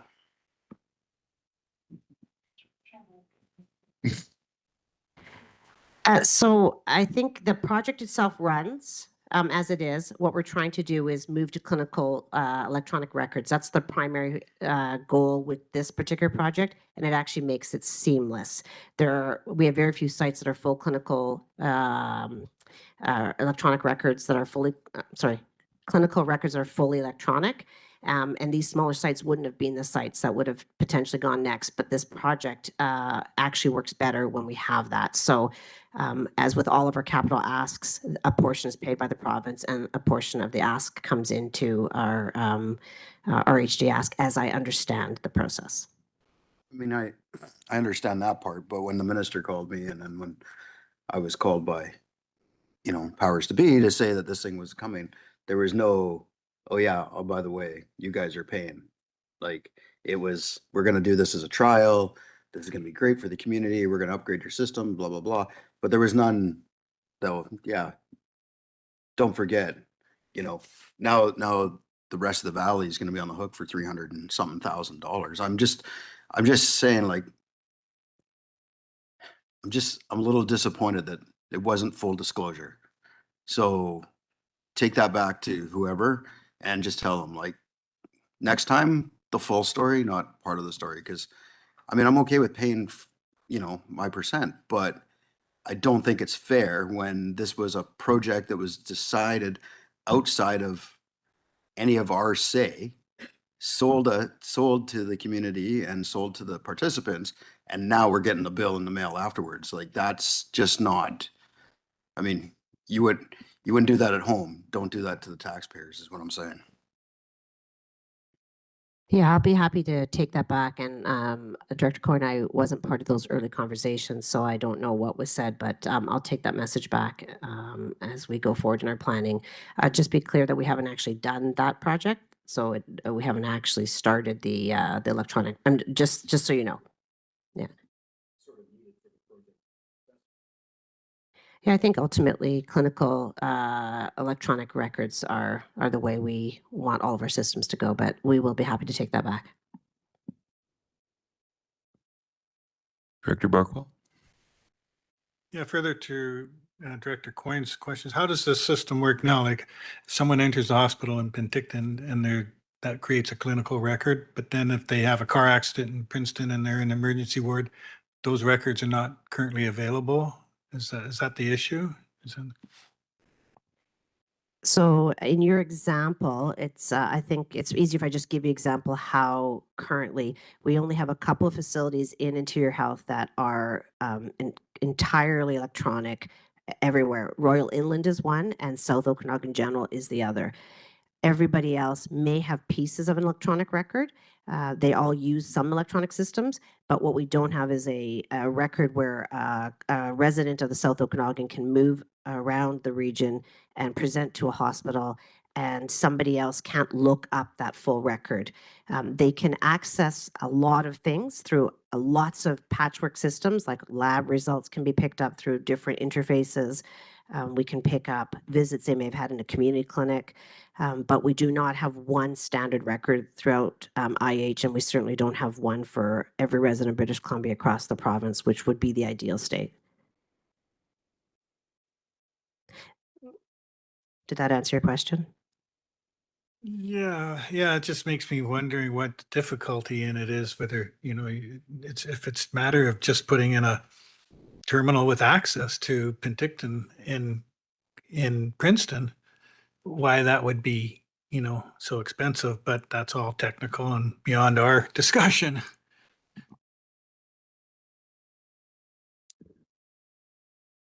Director Taylor? Sorry, Director Frigo, I'll get you after. Yeah, danger zone in terms of going back to the bus. Just wondering, you have other vehicles? Specifically long-term care resident use vehicles? No, just trucks, internal transfer vehicles, that kind of thing? Yeah. Yeah. And you have some sort of a reserve that funds that? Can you hear me? Okay, Yeah. perfect. We do. So we do have like ton trucks for logistics, and those do actually flow through this process as well. We do have fleet vehicles, and that is parceled off of our capital budgets, and fleet is managed as well internally. But we do have like large logistics type trucks that do flow through this process as well.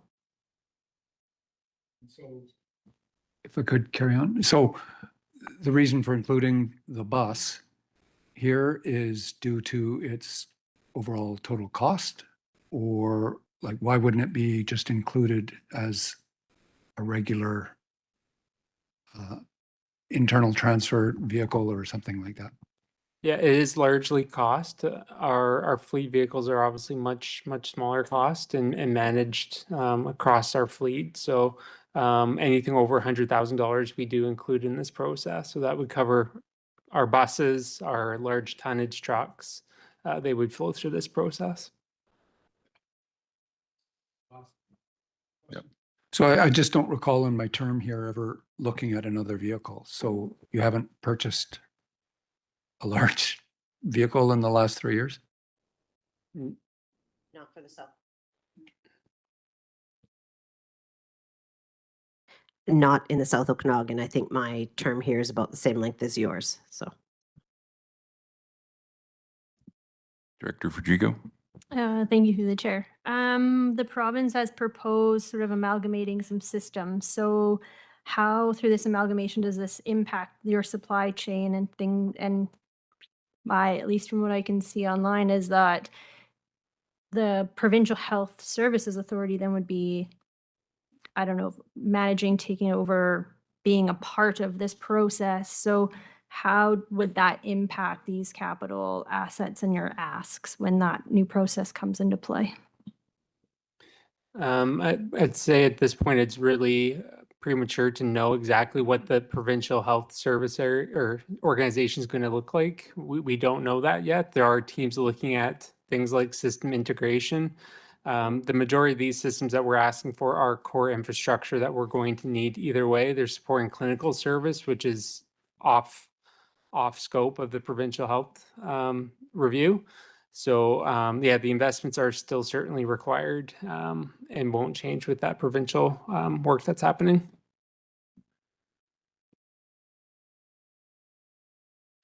All right, I'm not seeing any more questions, so, Director Gettins? Yeah, thanks, Chair. I'm just actually going back to this on the Princeton linked and emergency department. Because there's other communities part of that trial, is this just the Princeton share? And will each other regional district be asked for their portion as well? Yes, that's correct. The other three communities are also being approached. There are HDs for their proportion as well. Okay, thanks. All righty, I'm not seeing any more, so thank you for that presentation. There may be questions after we get into our budget presentation from our Manager of Financial Operations, so we'll go to that next.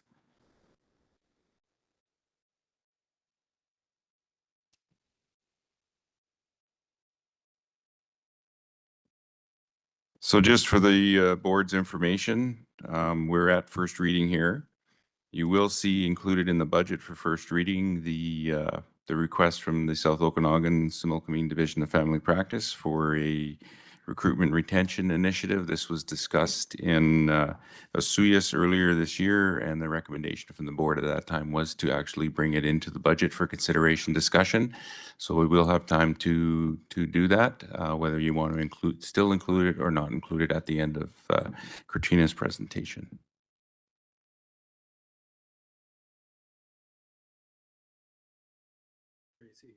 I know. I'll speak to that. Okay. Good morning, everyone. So I'll be talking today to you about the 2026 budget and 5-year financial plan for the Okanagan-Similkameen Regional Hospital District.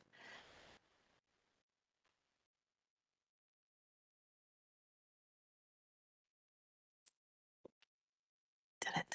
Okay, and just a little recap or reminder. Again, that the purpose of regional hospital districts is to provide funding to interior health for capital costs associated with the construction, acquisition, and maintenance of healthcare facilities and major equipment.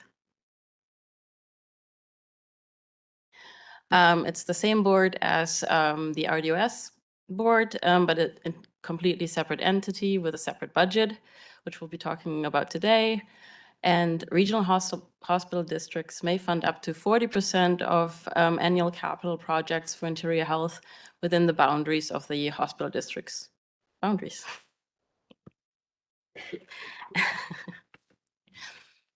Okay, so this is just a recap of what we just heard. So the 2026-2027 funding request is for the global grant, which is for minor capital and equipment under $100,000 is $459,500. Major capital at a 40% share this year is about $3 million.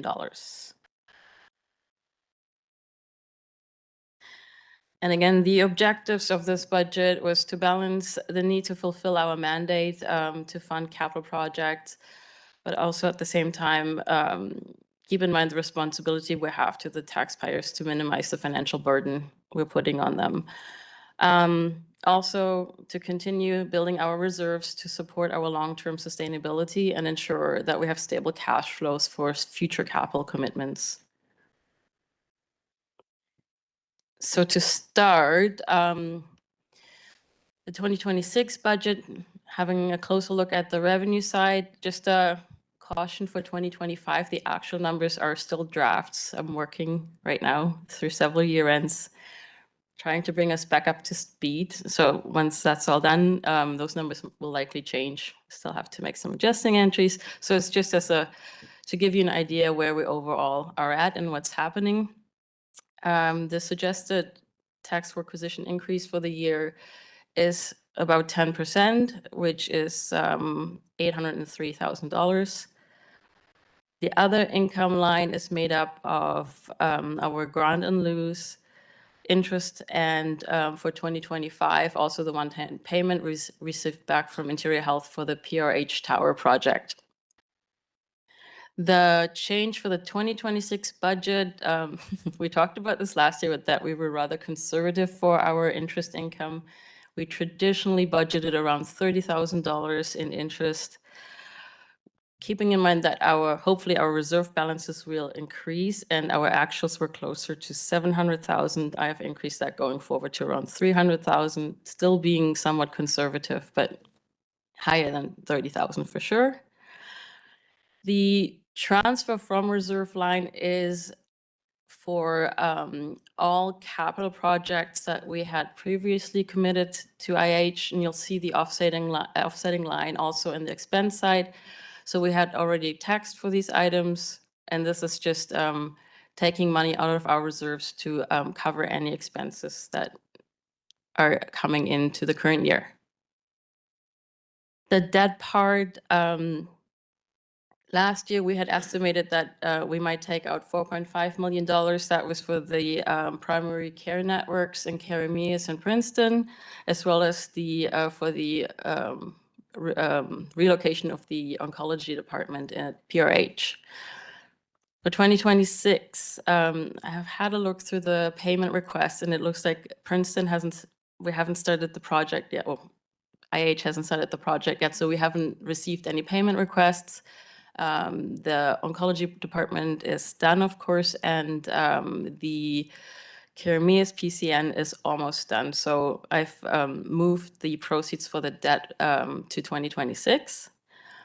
And we'll have a closer look at the 5-year plan where you see debt proceeds for Princeton starting later in 2027.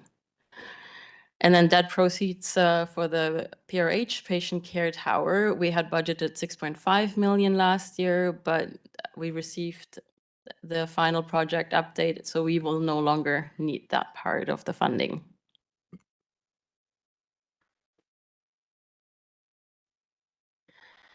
And then here's the expense side again. So here you see the first two lines are our loan that we took out for the PRH tower for the $68 million, and as you can see, the principal and interest payments somewhat switched now. In 2025, our MFA loan was the interest renewed, and that was the result. So we moved from 1.99% to it was 3.53. And then, so 2026 is the first full year where we have the new interest and principal payments in place. The loans for Karameas and the PRH relocation, I have in this budget included under the assumption that we will get into the MFA intake for the fall. So this year we'll only have to pay interest. And then underneath there, you can see so this is the current year funding request from IHA, 459,000 for minor capital and equipment, then major capital at 40% share, the $3 million. The line beneath it is for capital requests that we have received in the last 2 years. IH has done us a huge favor by giving us cash flows for the next few years, so we were able to spread the cost over years. And I've talked to Corey already. We will receive the one for the 2026, hopefully for second reading, so I can give you also a closer look at that. And then the third line there, capital from any project prior. So these are all the requests we've received in previous years. We have dedicated funds to, and you can see that coming out, and that somewhat offsets the transfer from reserve in the revenues that I have shown you earlier. Transfer to capital reserve is any interest income or any surplus that we're forecasting in the current year that will be moved to our reserve. And then the miscellaneous health project, it's not related to interior health. We've just started to address it. Is from I have a bit more detail on on that request in the next couple of slides, just before we dive into the tax requisition amounts. So that is from the SOS Division of Family Practice to strengthen the rural primary care recruitment and retention. And again, just to caution you, the surplus of $2 million for 2025 might not be as high as it is because I still need to make some accrual entries. But again, if we have any surplus in any given year in the actuals, we'll move that to our reserve. So those funds we can use for future capital projects. So yes, as you can see, so the $100,000 is a one-time funding request from the SOS Division of Family Practice to support the rural recruitment, especially with a focus on practitioners outside of Penticton and Summerland, to reduce the barriers to introduce new practitioners to the area and to stay in rural areas rather than in the Penticton, Summerland, or any bigger centers. And then these are the suggested funding allocations. So $40,000 will go to recruitment and marketing, $20,000 to community tours and municipal engagement, $20,000 to locum and trial of practice incentives, and $20,000 to digital presence and ongoing outreach. And the plan is to give us quarterly updates of how those funds are going to be spent. And if you want at this point, if you have any questions for that item? I have a few comments that I'll make on this as we work together on the budget, and then we'll open it up to questions at that point. Unless somebody has a burning question at this moment, I think we're better to just leave it till the end. Yeah. Okay, perfect. Okay. Okay, so here's a quick look at the 5-year financial plan again. On the revenue side, as you can see, last year we suggested the increase of almost 15% year over year because we hadn't increased the tax requisitions. I think it was the last 5 years prior to that, and we had drained our reserves to a level that wasn't sustainable going forward, especially if IH were to request any bigger amounts from us. We were running low, and then again, there you can see the other income, again, being very conservative with the interest and grants and lieu at $300,000 rather than $30,000. Transfer from reserves, again, is to make up for any previous dedicated amounts that we had brought up. And the debt proceeds there you can see the 800,000 for the Princeton primary care network, assuming that that will be done close to 2027. Again, that's an item we might move again if that project is delayed or happens at a later point. And then we could also discuss again if we really need to take out a loan or if we can use reserves to fund. And then again, the patient care tower project, we no longer need to take a loan out. And then two, you can see, we'll later look at the capital reserve. So for the next 4 years, we build in a 10% increase and then hopefully get the reserve up to about $20 million, which is a more sustainable level. And then where we could potentially bring the tax requisition down to a 5% increase.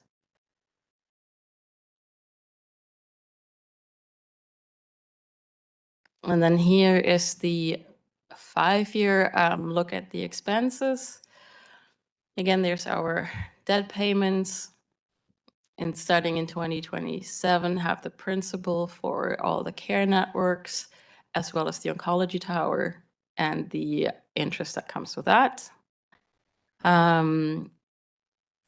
Again, hopefully by second reading, I can show you the cash flow for the major capital improvements. That was really able to help us for the 2024 and 2025 requests to show a spread, how we can spread the requests through several years.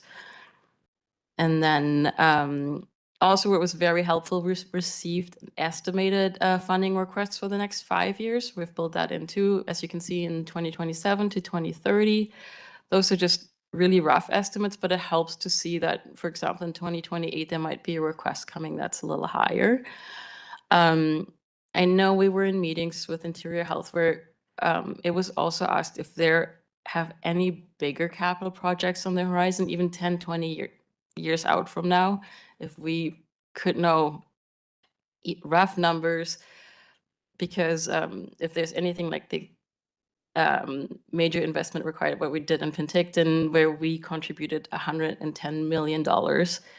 We took out a loan for 68 million and we were able to use our reserves to fund the difference. So we didn't need to take out a loan for almost $50 million. So if we know something bigger is coming, we don't need to know an exact year. Even a time frame of 10 years would help us to build up the reserves and then match it accordingly. And for now, so this is what we have in the books for the next 5 years approximately. And then there you can also see the next line is the transfer to capital reserves. This is what we're hoping to put into capital reserves to be able to offset and not be able to take out, not be having to take out as many loans down the road. And then the $100,000 again. Administrative expenses are just staff and board wages, miscellaneous items, supplies. And there I want to point out too, we used to put in $5,000 in supplies as a budget item. We never even have gotten close to it, so I brought it down this year to about $1,000.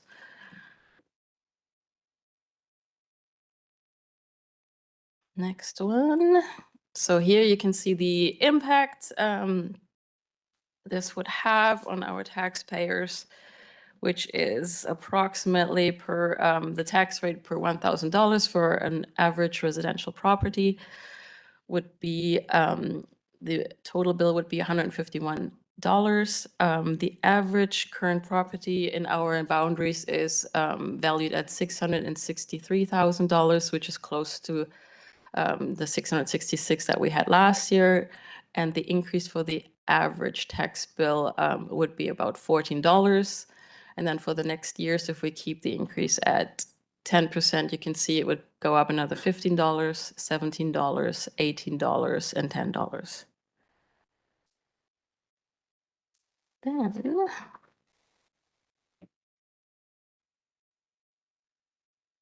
and there also, so the capital reserve, again, just to mention, we're still closing out some year ends.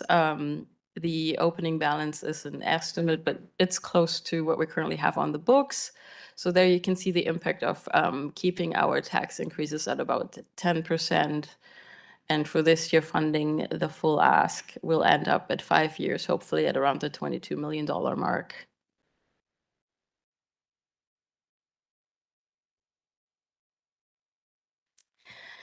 And now a little bit about the taxation background. As you can see, there's our property tax classes. We received the completed roll for 2026 in December, and we'll update those numbers once we get the revised roll in March. So there are the actual assessed values that we received from BC Assessment. As you can see, the residential makes up the largest portion. But then when you look at the conversion rate, it's 10% versus, for example, a business, which is taxed at a higher proportional rate. So which will then shows us the total share. The residential portion still will take up 76% of our ask, followed by business at about almost 18%. And then at the very right, you see the tax rates accordingly. So there you can see that actual residential, the actual tax rate per $1,000 is lower than, for example, for business. So, and then there you can see also how we get the average assessed value for average home within our boundaries. So the total residential assessment value, and then the number of properties gives you the average value of $663,000.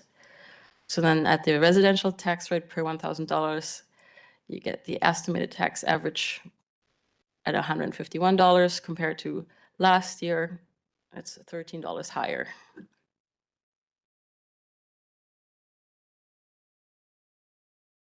And there you can see the estimated ask of each of the areas. Penticton at almost 40%, followed by Summerland. And at the bottom too, we've also built in the change before non-market growth. This year it's about 10%. Last year it was almost 15%. Oh, sorry, wrong line. 1.44% versus 1.47%, which will bring the percentage change after the non-market growth to 8.56% for the current year.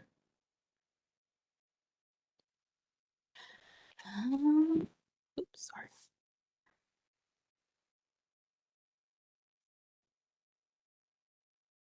And then I've also built in the 30% funding scenario because of our reduction in the previous years. Again, for the revenues, it will have no impact, assuming we're keeping the tax acquisition increase at about 10%. There, you can see the what our 30% share would be. It's 2.3 million, so that would be a reduction of $770,000 approximately, which will increase our transfer that we'd be able to put back into our reserve for future capital. And then again, there you can see the impact on the capital reserve. Would end up at about 23 million, which is again the $770,000 that we would have if we only fund 30%.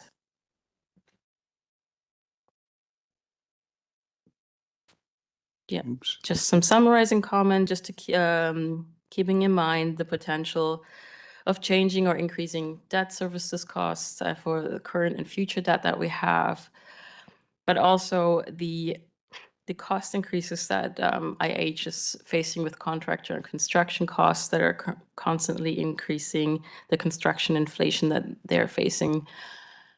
But at the same time, again, keeping in mind the tax implications for our taxpayers and the reserve balances. So for the first reading, we were recommending to keep the increase at 10% for 2026, approve the global grant to IH at $459,500, and approve the major capital grant funding request at 40% for $3 million. That's it. Thanks, Katrina. I just have a few comments as I worked with Katrina to put this budget together, and I just want to say that thanks for all the work that you put into it. It's not an easy task for sure, trying to juggle all those balls in the air. I'd just like to say that I think the budget request is affordable, and I do agree with the staff recommendation to fund the 40% Our reserves are still increasing, and I think this is about integrity. We need to fund what we can afford and reduce when we can't. The last 2 years, we funded less than the 40%. We definitely had the budget documentation that was given to the ministry. We never got any pushback on that, but it demonstrated clearly that we were in a challenging financial situation, and that's why we funded less than the 40% ask. But I think this year, with the size of the ask being quite small, I think we can easily fund the 40%. Just to talk about the one contentious item, potentially the facility bus.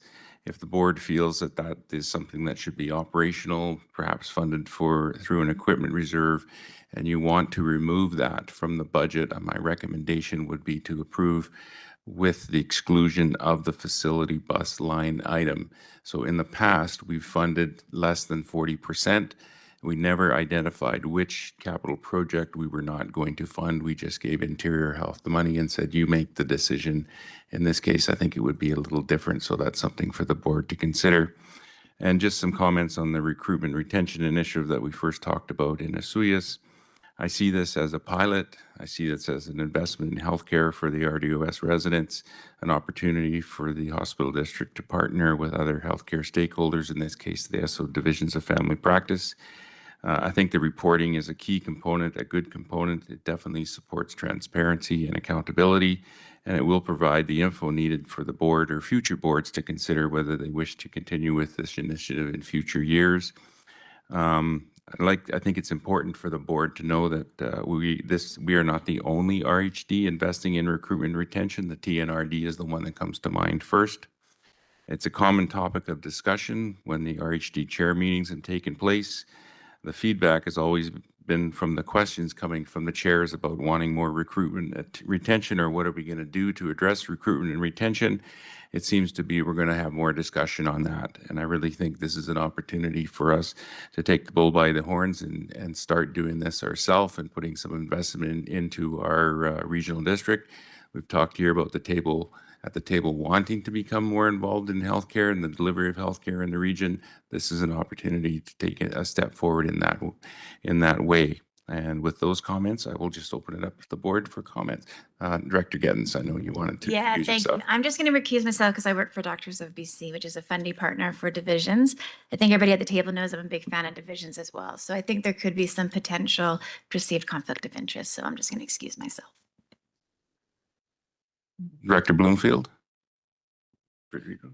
Yeah, thanks, and through the chair. And I'd actually like to say a big thank you to the chair and to the staff working on this budget and working with Interior Health. And I think that yes, in the past couple of years, we've had some concerns about requests, but I think that Interior Health have listened and come back with some rational reasoning. And so I'd support the staff recommendation.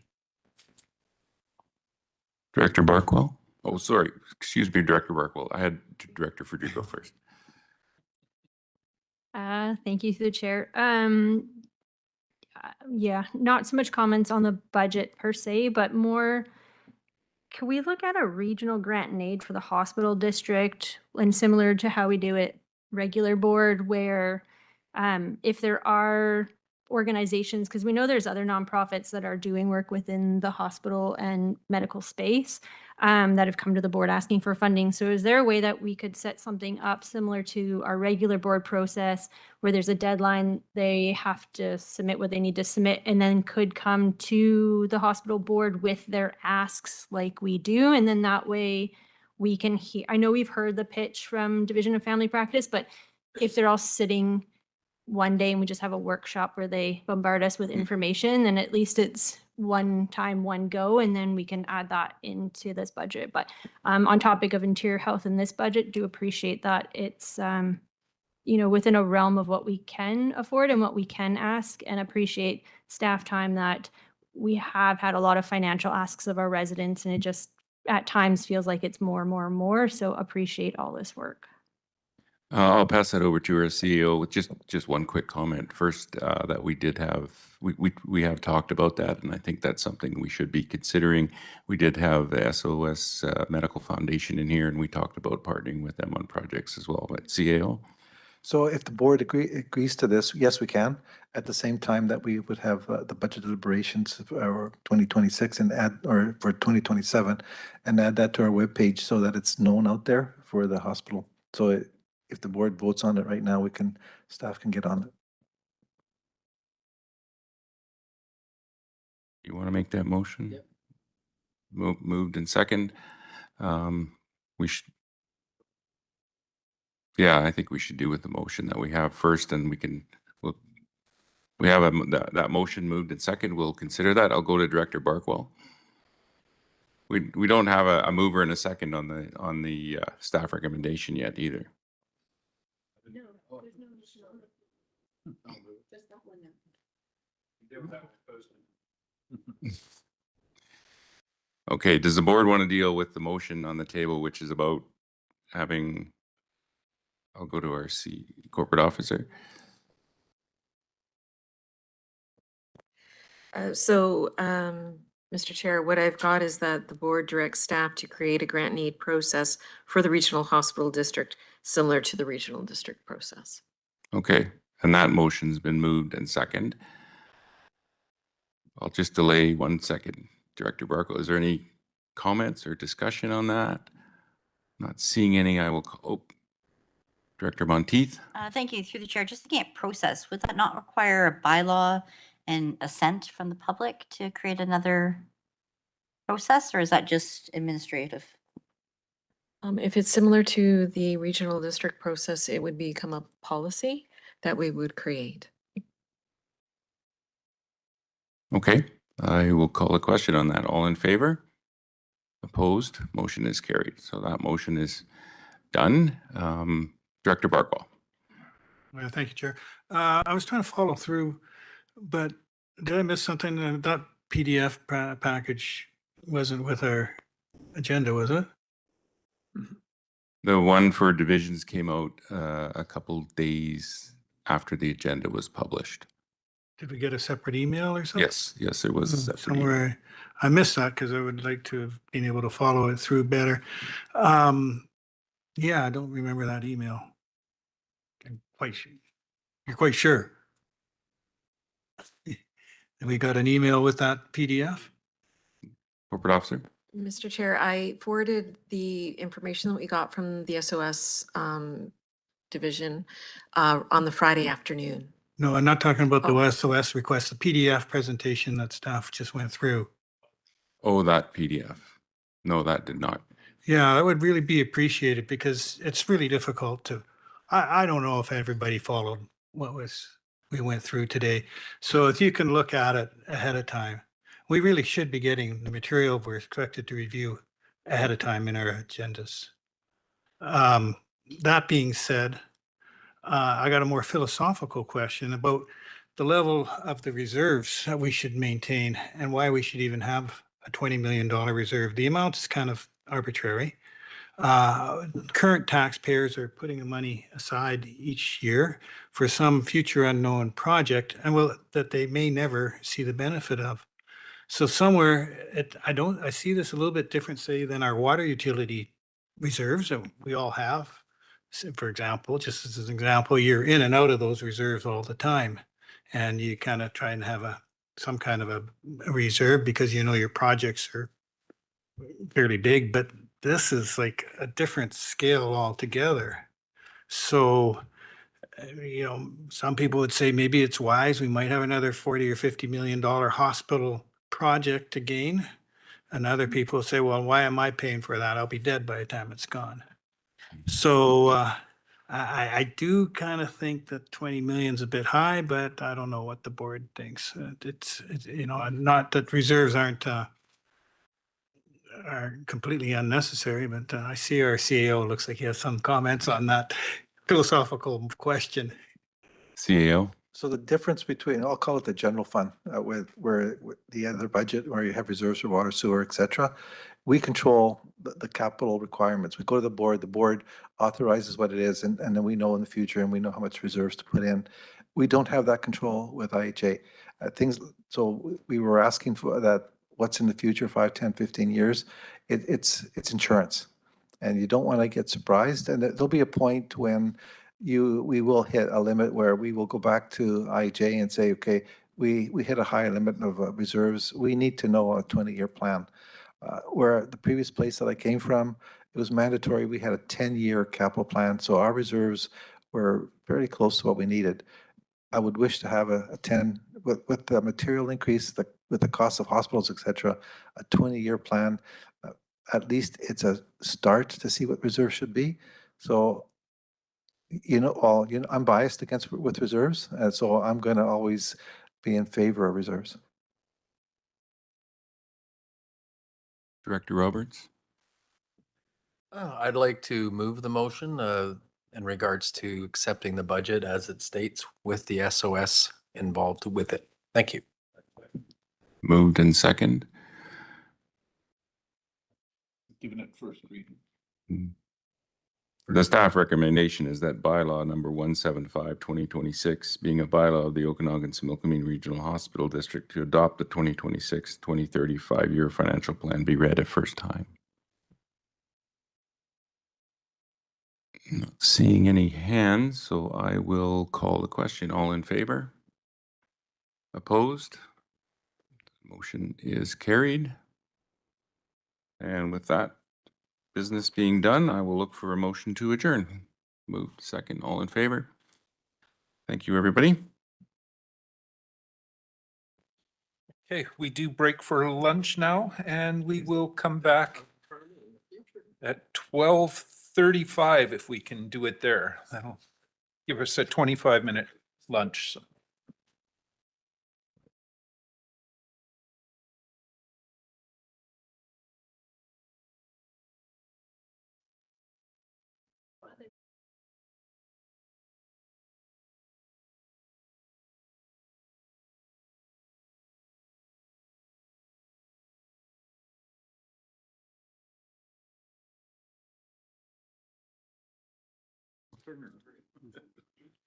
And we've now hit 12:35. We may as well get started here, and we would call the meeting order at 12:35. Motion to adopt the agenda, please.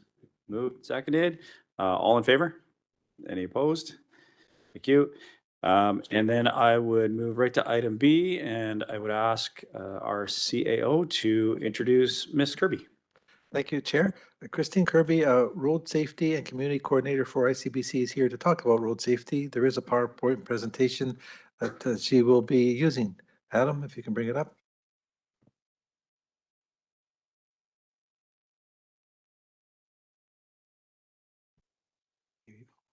Okay.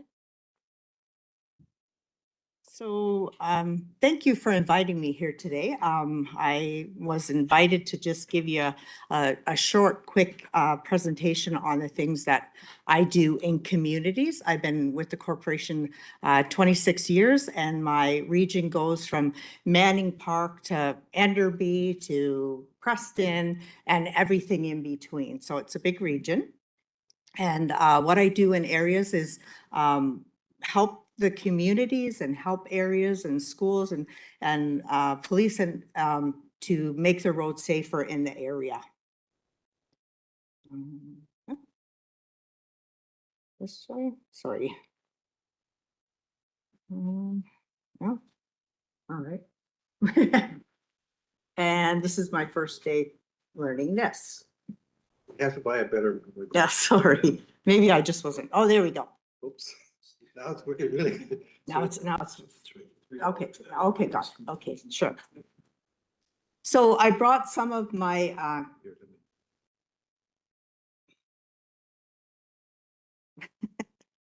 Try to make the meeting longer. Adam. There we go. It doesn't want to stop. There we go. Try again. I'll try again. Okay, so I'm just going to show you some of the things that that I actually do in areas. So some of our campaigns are distracted driving, and you probably have heard this from the media and that sort of thing. I brought one of our calendars, and I'm going to leave it for you so you can look at the things that we do because we have campaign months, and this is our distracted driving one. So this is advertising that you would see where we're out there trying to, sorry, we don't want it too loud. Make people pay attention and know that what they're doing out there could be distracted. Another thing we do is Think of Me campaign. It's our impaired campaign. We run it in the summertime and Christmas time. And it's hard to tell from this picture, but these are actually bags. We get them from the liquor stores and we take them to the schools and the kids color them and they write down things that they think about drinking and driving. And then we take them back to the liquor stores. And when you're at the liquor store and you're purchasing something, you might get one of these bags. So it isn't in every community, but we're happy to make it in communities. It's just one of the things that we do. Auto crime, we're working with the police and community groups in the areas to work with the auto crime because auto crime is always out there. So we have a month where we focus on auto crime, and most of our projects that we do, ICBC doesn't like to do things alone. We like to be partners, so that's what we do is we partner with whomever the project is a problem for them. Usually it's the police. So we have lots of volunteers in communities, and this is our Speed Watch program. It's a fantastic program. ICBC supplies all of the equipment for it. It usually runs through the police station so that the police are there. The volunteers actually belong to the police, not myself. And they're out there, and you know what? People don't get up in the morning and say, you know what, I'm going to drive crazy as I go to work today. They're just driving to work and think about, you know, what's for dinner or who's picking up the kids or whatever, and they go a little quick. And these guys are out there just to remind people. It's an education tool. And areas where I have the program and it's shut down because volunteers have aged out or whatever, the police say you can see the difference. So it is a great program, and ICBC puts lots of dollars into it because it actually does work. Another one is Cell Watch. And once again, people aren't out there necessarily talking on my cell phone, but maybe they are. But the volunteers are out there. And they're taking the data and they're writing down, you know, maybe they're out there at lunchtime and they're writing down how many vehicles they saw with people talking on their cell phones. They share all the information with the police, and the police go, okay, maybe we need to talk a little bit more about distracted driving. And this is just a pedestrian campaign that we run. I was at the university that day because I do partner with lots of places like that. I did bring some of the reflectors that we have. We go to the schools, the high schools, anybody that we can get a reflector on, we do. I was doing a presentation yesterday with senior group, and the seniors just love them because they're always out there walking too. So when the car lights shine on them, then they reflect and then the cars can see them. So we run this program. We start that one usually in the fall time when the weather starts to get worse. So this is a Walking Wednesday. We just partner up with the schools and we educate the kids on how to get to school safely. So it's more fun if we learn this in a group. So we usually get a large group of kids and we get out there and we show them how to walk and be safe on the roads, because everybody needs to get to where they're going safely. So it's just another program that we run with some of the local schools. So this is just a provincial enforcement campaign because, like I said, ICBC likes to partner. And so the calendar that I brought is my calendar, like the ICBC calendar, and I'm going to leave it so you can look at it. But it is 2025 because we haven't got 26 yet. But the one that you see on the screen is the police one. So we always partner with them and we make our calendar their calendar, we match them up together so that if we're out there talking about high-risk driving, which is focusing on speed, then they're talking the same thing. And the more people talking about the subject, the more people are listening. So that's why we team up with them. And this is what my calendar looks like. But like I said, I'll leave it for you and you can see all the great things that we do in communities. So this was just a visual project that I did in Kelowna. And what we were focusing on that year was so much injury and so many fatal crashes. And so what we did was we got lots of staff from ICBC to collect old shoes and we put them out and we tried to make a visual of how many people are actually injured or fatally killed in crashes during our high-risk driving campaign. So this was in Stewart Park in Kelowna, and it just shows what it looks like. Like you can say a number to people, but it doesn't say the same as when you see all those shoes lined up of who they could be. Kind of gives me goosebumps looking at that picture, but so my presentation is short because I know you folks have been here a long time and busy, but feel free. Do you have any questions? Thank you, Ms. Kirby, for the presentation, and Director Trainer. Yes. Mm-hmm. Director Barkwell.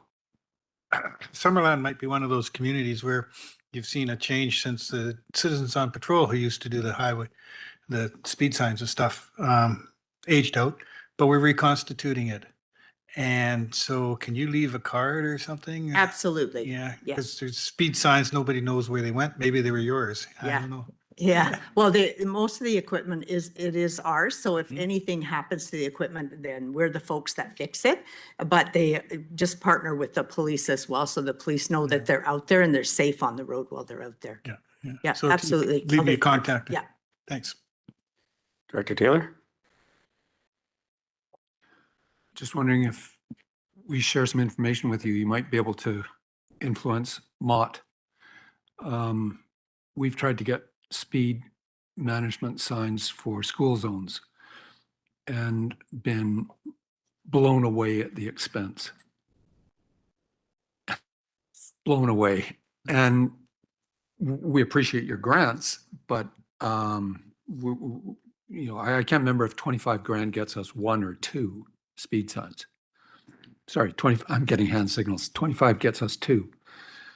And yet I look at some of the speed signs that the construction crews are using that are contracted, and I'm wondering if that meets the same requirement we're having to meet. So if you could exert your influence on MOT to get them to update what it's permissible that we can use for speed control in school zones with your money, we'd get more signs out.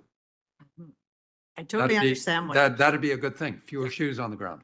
yeah, I totally understand what you're saying, but like we don't own the roads, we just partner, but we absolutely influence them, whoever we can as much. Sometimes we're just like in go between people, but absolutely, and it often things need upgrading, but takes a while. Director Coyne. Yeah, it kind of on the same lines of that. I know it's not you guys, but so when we did put those, speed signs that we put in our neighborhoods and that, ICBC helped fund those. But we didn't have the same restrictions that the regional district's running up against. Like now they seem to want to, like, is there, like, we own the signs, not whoever the heck they are now, MOT. Why, do you know why all of a sudden they're like, you got to use these, not those? Well, Like, it totally depends on the road that it's going on to, but I know that they do change their signs every once in a while, so I can't really speak to that, but I know that it depends, because if you put it on a municipal street, then the municipality is in charge of that, so it can be a little bit different than a Ministry of Transportation, because they have their set rules, and that's just the way it goes with them. They're good people, though. Yes, I totally understand. But like I said, it's the street. Who owns the street? Thank you, Ms. Kirby. Any other questions? Director Coyne Senior.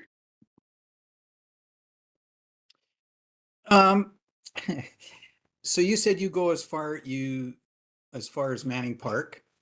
So is it ICBC that was planning on putting the delineator concrete barrier down the middle of the highway through Eastgate? I can't speak to that because I'm not really sure. But if the ministry or whoever owns the road has asked us to partner, then we would look at that if it's a good fit for us. But I'm not sure because I really don't know what our road improvements are doing out there. Because there was no public consultation at all on that, and it was hasn't happened so far, but it sure led to a lot of hard feelings and people wondering how they were supposed to be able to go like east when there's a concrete barrier down the middle of the highway. So Sorry, I haven't heard of it, so I don't know. But we do have road engineers that do work with the municipalities and Ministry of Transportation, and they they look at things, but not everyone always listens to what we have to say. Thank you. Thank you for that. Director Federico. Thank you, the chair.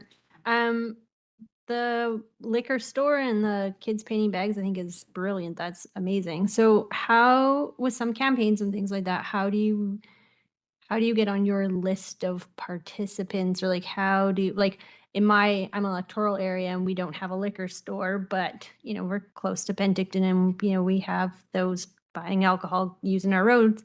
So how do we get on your radar to participate in some of these campaigns? Well, just like I said, I'll leave the calendar here, and all anyone has to do is connect with me, and we'll make it work. We just have to get the liquor stores on board, and for a while we couldn't get the BC liquor stores on board. We could only do the private ones, but that works too because there's lots of those around. Follow up to that then. So I'm in Naramata, so along the route we have all of our wineries. So if you're not particularly partnering with, say, a liquor store, but we have the Naramata Bench Winery Association that works with all the wineries, would that be a good community partner to be able to look at doing something like this with? Absolutely. Some of my colleagues have actually worked with the wineries before in other areas, so absolutely it would work for sure. Thank you. Any other questions?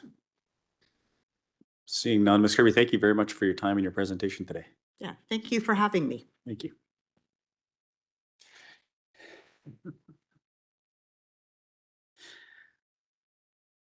Okay, moving on to item C, SILGA 2026 resolutions and community excellence awards nominations. I will refer to our CAO to go through some information and timelines. Thank you, Chair. This is an information report, and as you stated, it is in regards for information on the 2026 SILGA Convention deadlines for resolutions and excellent award nomination. And Ms. Batten is here to answer any questions, and you may have. Do we have any questions? Pretty straightforward. Director Roberts, you had a question? No. Yes. Statement maybe. Okay, Director Roberts, go ahead. I'm wondering in regards to the community excellent nominations, if we could put things forward like the prescribed exercise that we have through our recreational department in Karamias and area. CEO or CO? Thank you, Mr. Chair. Absolutely. Any ideas that you have for the Excellence Awards, if you would like to email those to me, I can look into that for you.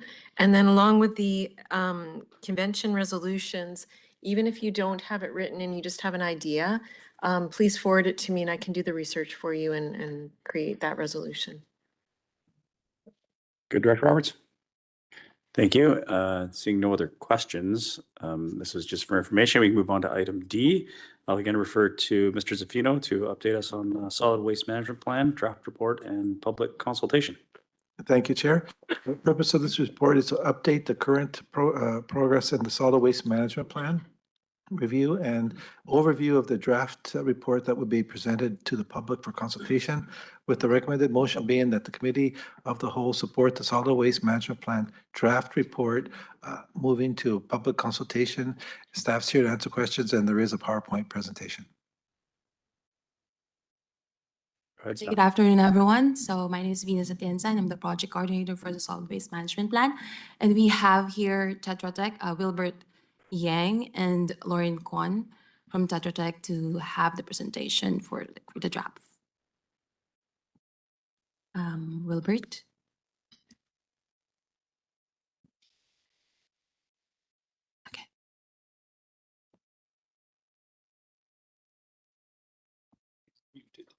I think you're muted, Mr. Yang. There you go. Can you see me? Hear me? We sure can. All right. Does everyone see the PowerPoint presentation?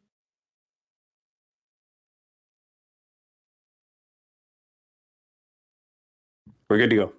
Okay, good. All right, great. Well, anyways, thank you very much for having us, and I'd like to go over where we're at with the solid waste management plan. Myself, Wilbert Yang, I'm a senior waste management engineer with Tetra Tech, and my colleague Lauren Kwan will also be here presenting with me. First of all, I'd like to just indicate that it's a regulatory requirement to prepare solid waste management plans. These plans are basically updated every 10 years, and it provides the regional district with a framework in terms of how solid waste would be managed in the community. A big part of it is having consultation with key stakeholders, such as member municipalities, electoral areas, First Nation communities, and the public, to make sure that they have input into the plan and they will ultimately support and recognize what's going to happen in the future. So the solid waste management plan is a guide in terms of how waste is reduced and all the solid waste activities that will be carried out as part of the plan. It does prioritize waste management programs and investments using the pollution prevention hierarchy, as you see there. And it also identifies resources and implementation schedule for the initiatives in the solid waste management plan. In terms of preparing solid waste management plans, there are basically 4 key steps. Initiation, setting direction, evaluating options for the plan, as well as preparing and adopting the plan. And once that is conducted, then the plan is implemented by the regional district. Engagement is involving the advisory committees, as well as public consultation and collaboratory meetings. Currently, we are at this stage of the process, stage 4. We have prepared a draft plan, as well as we are preparing for adoption of the plan. In terms of how things have progressed over time, we started early into 2024, where we actually developed the meetings and the public advisory committees. And through that process, we were able to develop the principles, the options, as well as evaluating how we move forward. And right now, we are at this part of this stage of the plan, which is to review the draft solid waste management plan. And then from there, once it is endorsed, then we can go to public consultation to get public feedback. And then after that has happened, then we will come back to the board to get your approval of the solid waste management plan. The key things in terms of the guiding principles for the solid waste management plan, the group came up with 7. So I'll just name them off. Prevent organics and recyclables from going into the garbage whenever practical. Promote zero waste approaches and support circular economy. Support polluter and user pay approaches and manage incentives to maximize behavior outcomes. Optimize cost management over time, considering short and long-term financial considerations. Develop collaborative partnerships with interested parties to achieve regional targets set in the plan. Collaborate with other regional districts whenever practical, and maximize beneficial use of waste materials and manage residuals appropriately. So as part of those guiding principles, we were able to develop the goals for the solid waste management plan. And we basically have 5. So explore and explore and support local waste reduction, reuse, and repair initiatives across the region, increase diversion of organics, recycling materials, and construction, demolition, and renovation waste to achieve a regional disposal target of 450 kilograms per capita per year by 2036. Reduce improper disposal and waste management practices, including illegal dumping and contamination of waste diversion streams. Optimize disposal efficiency across the regional district with a focus on financial sustainability of solid waste services, increasing collaboration with community partners and member municipalities to support development of local solutions. In the draft solid waste management plan, we have 47 initiatives. And of those 47 initiatives, we basically broken them down into 5 key areas. One set of initiatives focuses on reduce, reuse, and repair initiatives. So providing education materials, advocating for reduce, reuse, and repair, and having support for local activities that will really support repair initiatives. The other grouping is recycling initiatives, so more focus on organics diversion programming, expanding recycling programs to other sectors such as commercial and multifamily, and looking at ways to increase waste diversion of construction and demolition waste. The third set of initiatives is system sustainability, which is looking at financial and disposal system efficiency initiatives, basically trying to manage the system more effectively and overall to reduce costs. System resiliency initiatives is the fourth set of initiatives. It focuses more on monitoring and optimizing waste diversion programs, addressing regulatory requirements for the solid waste management plans, and developing a disaster debris management plan for the region. And the last group is basically facility planning and support initiatives. That's really focused on a lot of the planning and construction initiatives to maintain the solid waste management system. So now I'm going to turn it over to my colleague, Lauren, who will talk a little bit more about the financial implications of the solid waste management plan. So in terms of paying for the initiatives that are in the solid waste management plan, currently there are no new significant capital projects proposed in the plan. A lot of the larger capital expenditures that the regional district would be considering were either part of the 2011 solid waste management plan related to the potential organics facility, and the ongoing operations, maintenance, and capital costs related to operating the existing landfills. Over the life of the plan, the expected spend is approximately $700,000 by the regional district itself, averaging around $70,000 a year, and a number of the initiatives, because they are focused on public education and organizing programs, require additional staff time. So an average of 0.9 full-time equivalents a year over the 10-year period. There's also costs that will be incurred by member municipalities who would choose to implement some of the bylaw changes and bylaw enforcement that would be envisioned in the plan. And so there would likely be some costs around education for curbside collection programs, bylaw changes, and bylaw enforcement if municipalities choose to take part in those initiatives. We can move to the next slide. So the purpose here is to provide you an update with the solid waste management plan and to gain approval for the plan to go to public consultation. There are several components of public consultation, and as Wilbert mentioned, the regional district would be reaching out to the public as a whole through a number of public meetings that staff has prepared a schedule for. A number of stakeholder interested party meetings with industry groups who might be affected, groups of businesses who are working within the solid waste system, at member municipalities and First Nations Indian bands within the regional district to get input and ensure that they support the plan before it goes to the province for approval. We can go to the next slide.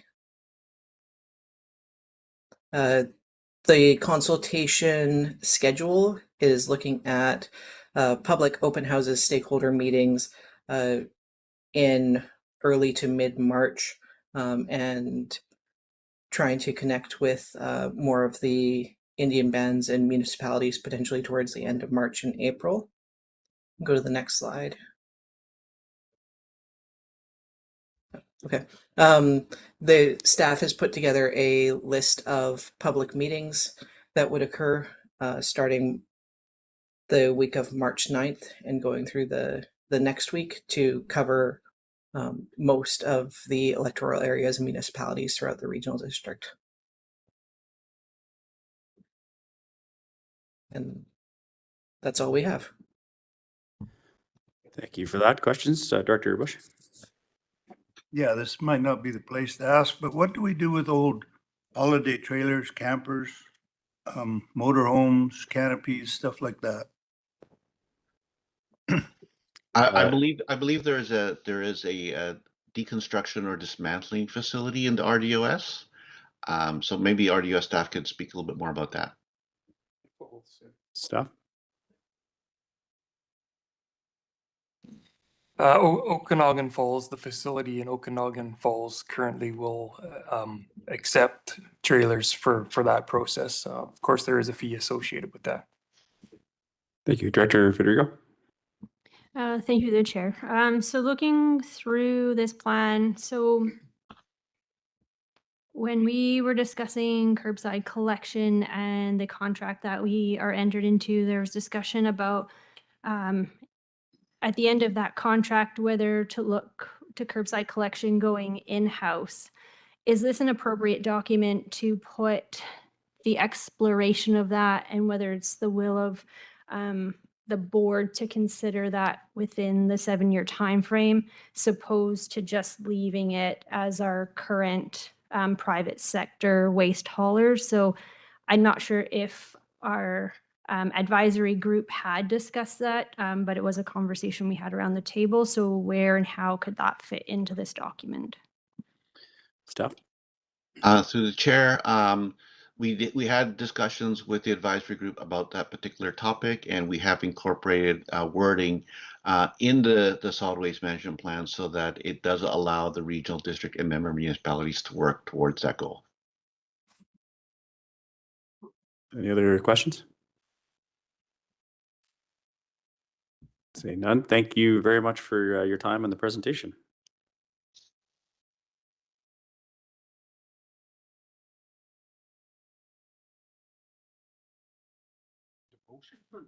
Sorry, staff, do you want a motion to come out of this?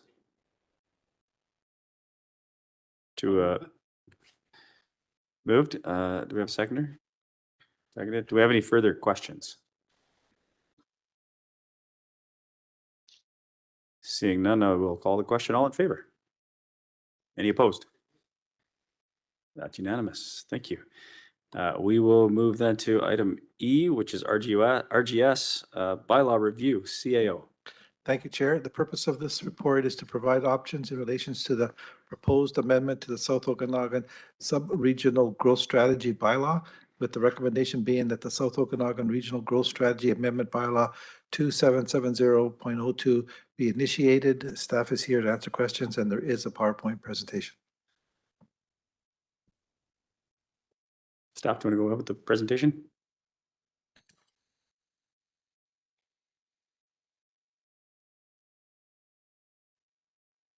It's coming.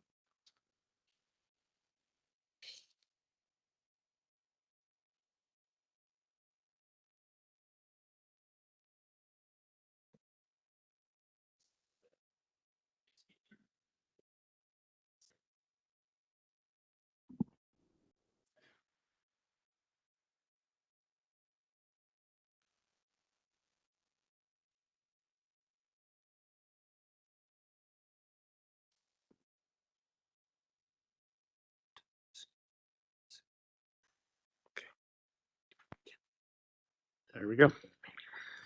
Okay, So this item is related to file number X 2022.001, and it's a draft amendment to the regional growth strategy. And so just as by way of background, just a quick primer on the history of the RGS. This was originally drafted between 2004 and 2010. The participants include the municipalities of Penticton, Summerland, Oliver, and Osoyoos, and the electoral areas that participate are areas A, C, D, E, F, and I. Just of note, this is the only RGS in BC that is a sub-regional RGS. Applies only to the South Okanagan electoral areas and municipalities. Just under the Local Government Act, the purpose of an RGS is to promote human settlement that's socially, economically, environmentally healthy, and to also make efficient use of public facilities, services, land, and other resources.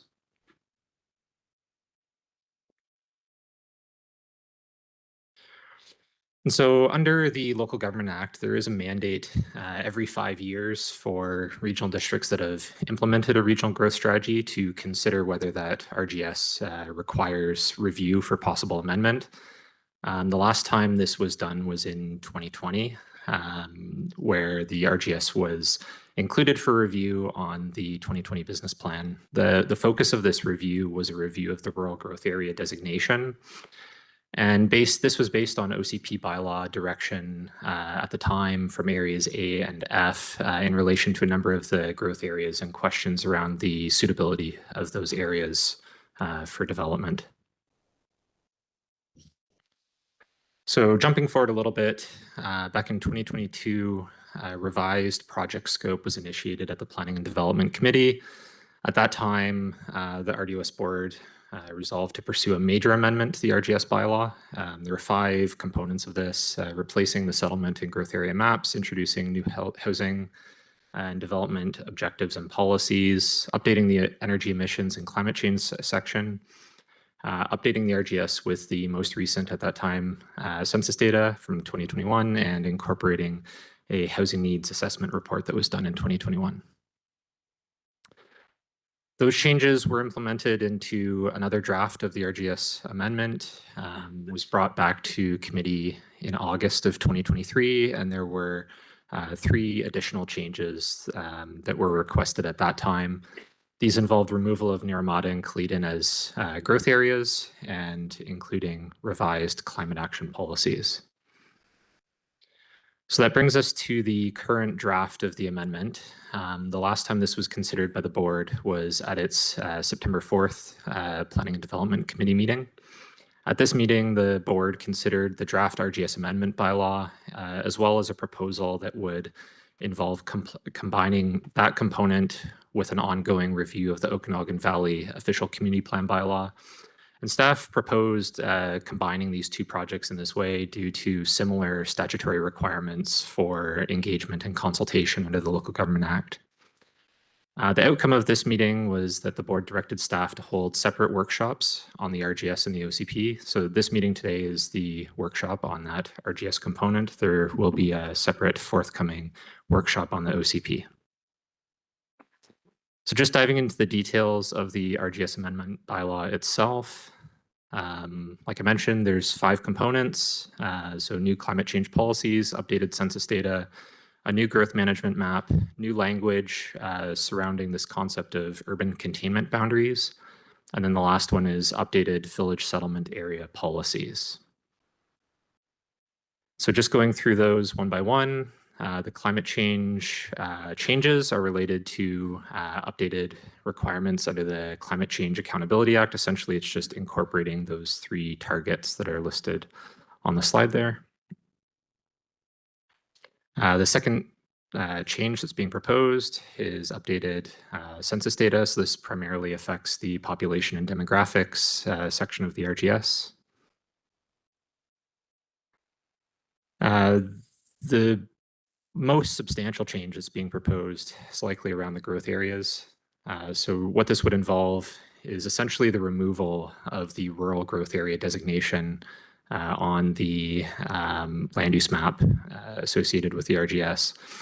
The effect of this is that it would essentially direct 95% of future growth to designated growth areas, which would be the member municipalities as well as Okanagan Falls.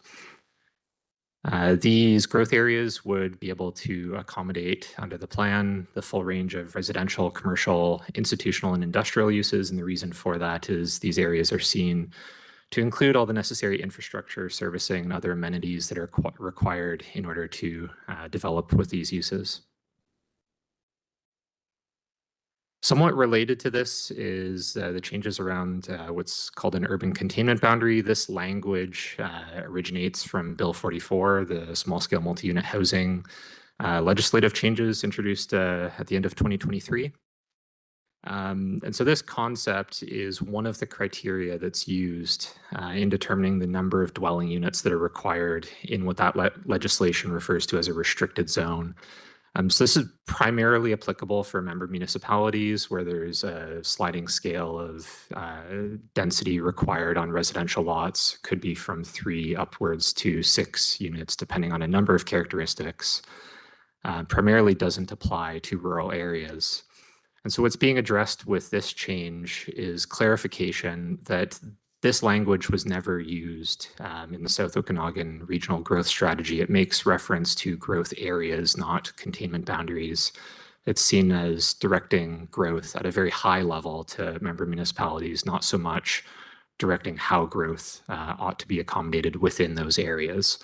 And so for this reason, the change is just clarifying that an urban containment boundary for the purposes of this legislation is anticipated to be implemented in a municipal official community plan and not at an RGS level. Although there is the ability under the legislation for that to be designated in either one of those documents. It's more of a clarification with this change. The other somewhat substantial change is the change to the village settlement area policies. This would apply to 3 areas, being Cleedon, Gallagher Lake, and Naramata, that are currently designated as village settlement areas under the plan. And this is to accommodate that requested change from August 2023. The way that this is being implemented is by limiting new development, primarily by limiting new infrastructure, which would be required to service that development. The way that this is being done is by introducing a new concept, which is a service containment boundary, which would limit outward expansion of infrastructure. This would support the improvement and maintenance of existing infrastructure services, but would not support outward expansion or the creation of new services within that containment boundary. Another component that's being brought back to the committee today is director feedback. So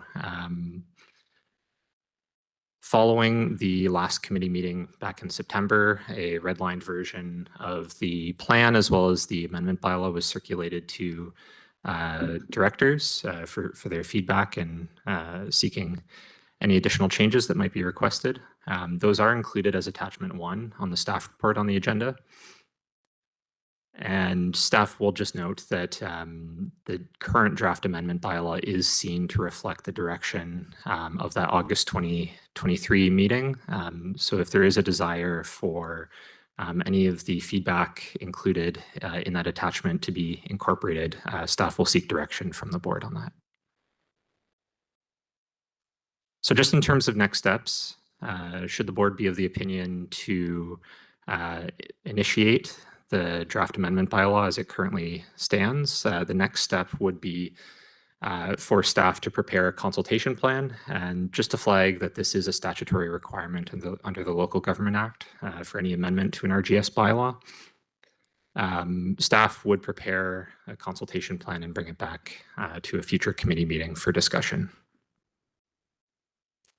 And so in terms of options, there is an administrative recommendation on the report. Again, as staff do see the current draft amendment bylaw is reflecting the most recent direction from the board from August 2023. The recommendation is that the South Okanagan Regional Growth Strategy Amendment bylaw be initiated in its current format. However, there are alternatives available to the board if the board is of the opinion to undertake further amendments to reflect, for example, the director feedback. Those could be implemented. Also, just another flag, under the Local Government Act, there is no statutory requirement to amend an RGS bylaw. There is simply a requirement to consider reviewing it for amendment. And so the option to abandon this RGS review is also an option that would be available to the board if there is no longer a desire to pursue these amendments. And with that, I'm happy to take your questions. Thank you. Anybody have any questions? Director Federico. Thank you, the chair. I'll start with my easy question. Would the consultations go to our APCs? That is an option. The board could direct staff to send that consultation plan to the APCs. Follow up? Yep, I have a few if that's okay. Yep, I'd like for this to go to my APC, please. I appreciate Naramata and the new wording around village settlement areas. And this is going to be super contradictory, and I totally appreciate that as I put this out there. I appreciate where we're going with no new sewer infrastructure, and I know you're going to potentially bang your head on a table when I say this, but we're in the middle of a liquid waste management plan in which part of that may be the suggestion of a sewer. So not saying we're going to put that in there, not saying that's what we're going to do now, but the language that's put in the RGS by limiting us by doing that almost shuts that work down by us saying, no, we're not doing this anymore. And a liquid waste management plan isn't necessarily saying that we're going to put sewer and we're going to welcome massive big growth. It also has environmental implications to it as well. So I don't know how we can work that in there, but I just worry that if we put the limiting language of new infrastructure, how that's going to impact our OCP and our liquid waste management plan. Totally appreciating being contradictory in this, but how do we see a liquid waste management not just from a growth and planning perspective, but the other impacts that that brings to the community? Mr. Garrett, do you want to tackle that? Well, so through the chair, I don't want to prejudge the outcome of any other studies, plans, et cetera, that might be going on. But under the Act, once the board has adopted an RGS, everything has to be consistent with that, including your OCP and your liquid waste management plan. So if you're adopting an RGS amendment where you've directed staff previously to exclude the possibility for sewer for an area, and that area is undergoing a liquid waste management plan, that plan would have to reflect the direction in the RGS and the OCP. Follow up to that. I don't know that there's discussion about not being open-minded to a sewer, and that's still a contentious issue in the community.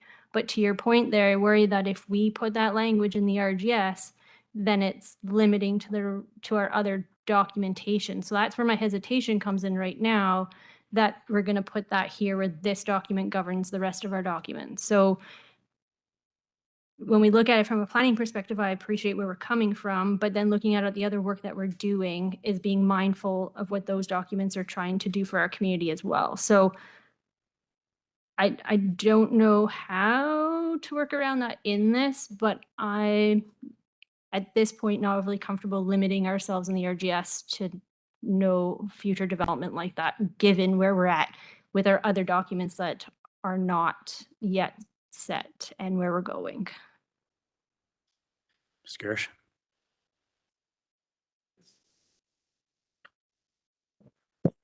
CAO. So I don't think you're going to get an answer today.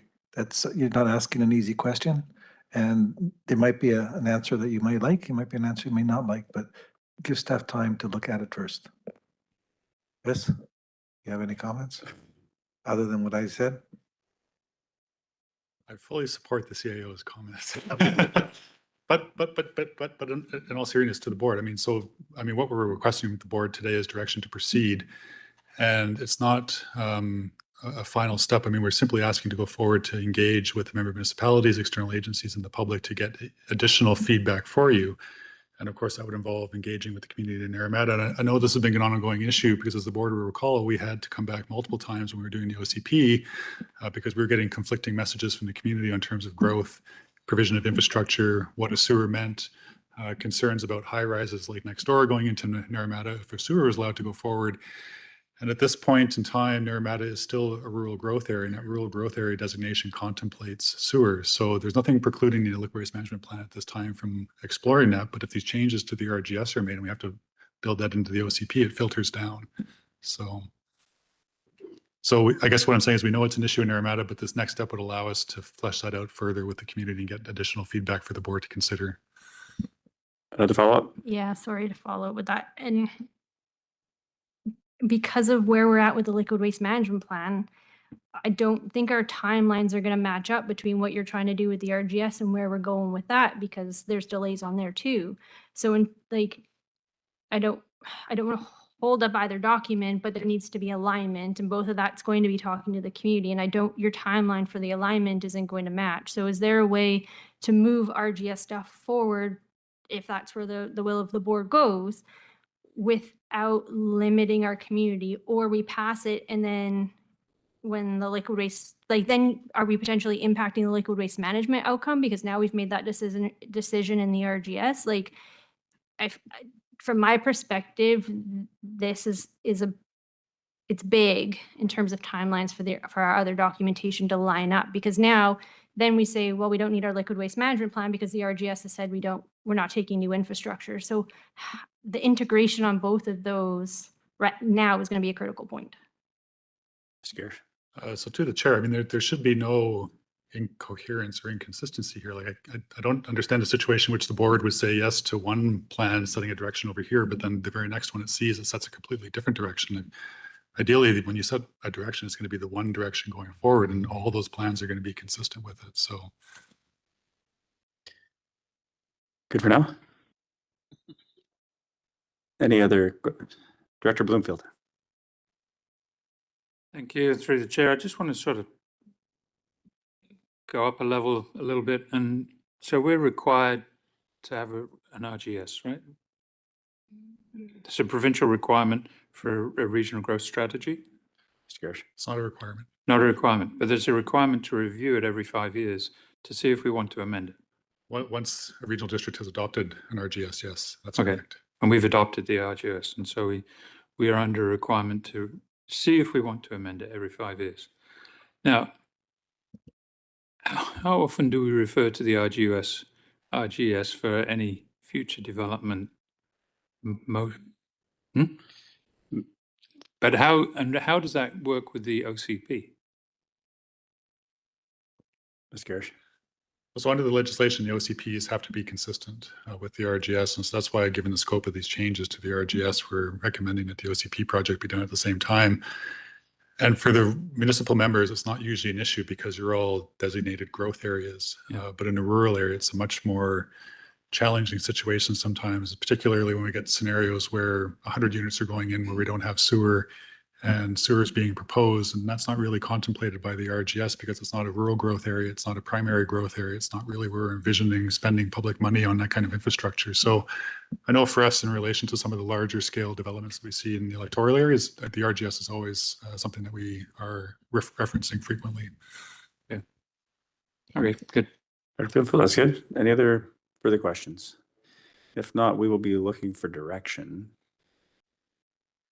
Director Gilbert?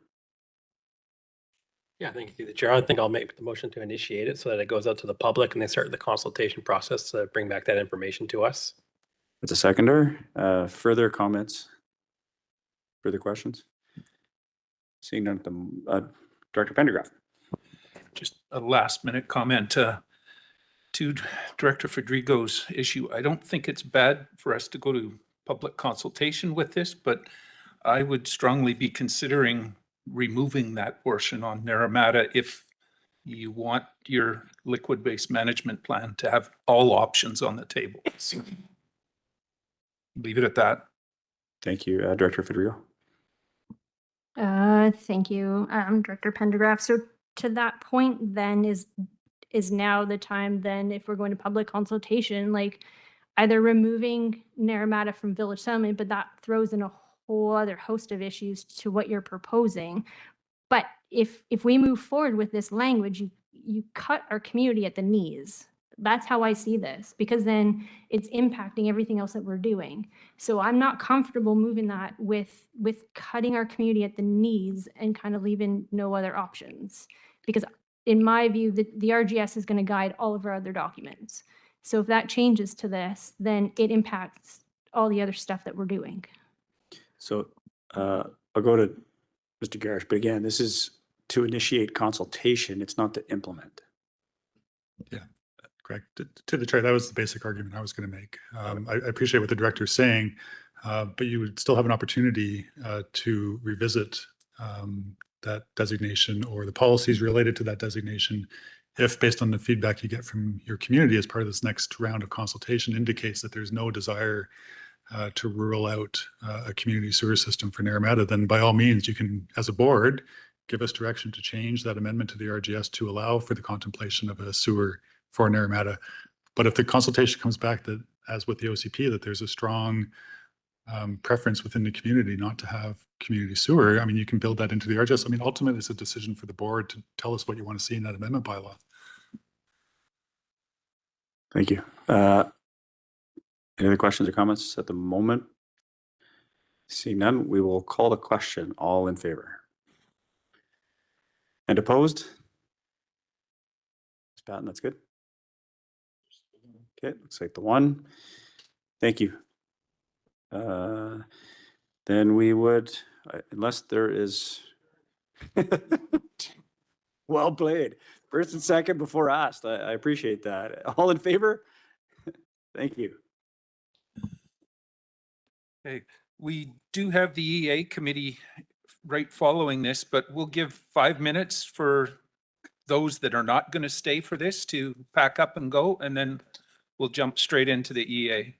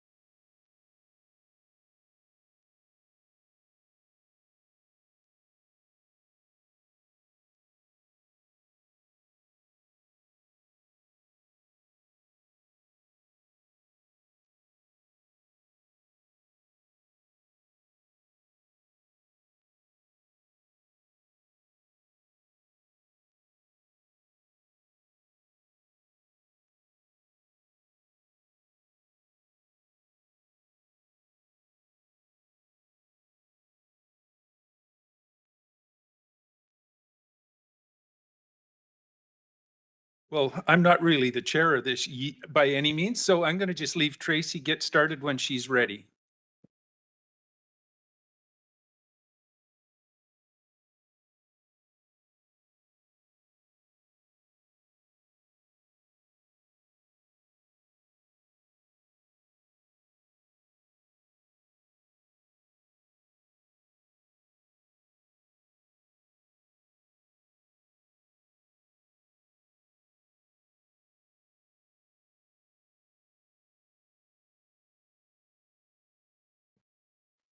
Thank you.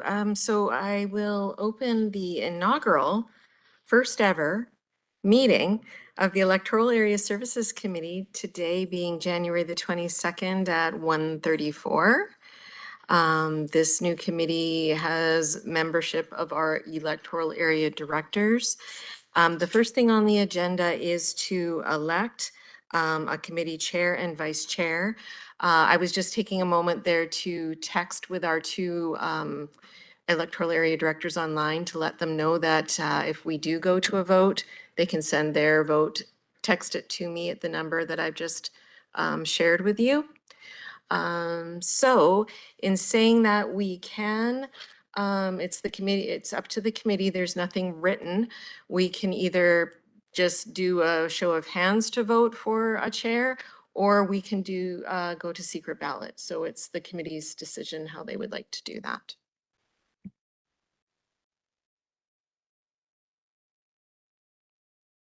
Okay, so I'm hearing by consensus that hands are fine. Okay.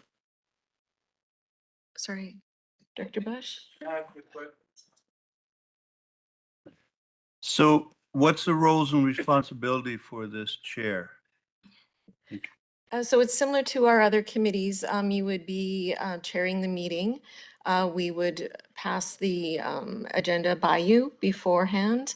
I don't imagine it will be more than what it would be for our other committees. So if there's no other questions, then what we'll do is similar to when we nominate our chair for our regular board.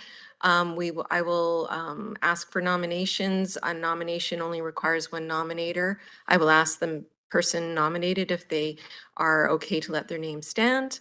And if we do get more than one person, we will allow 3 minutes to each of those nominated to say what they would like to say, and then we'll go to vote.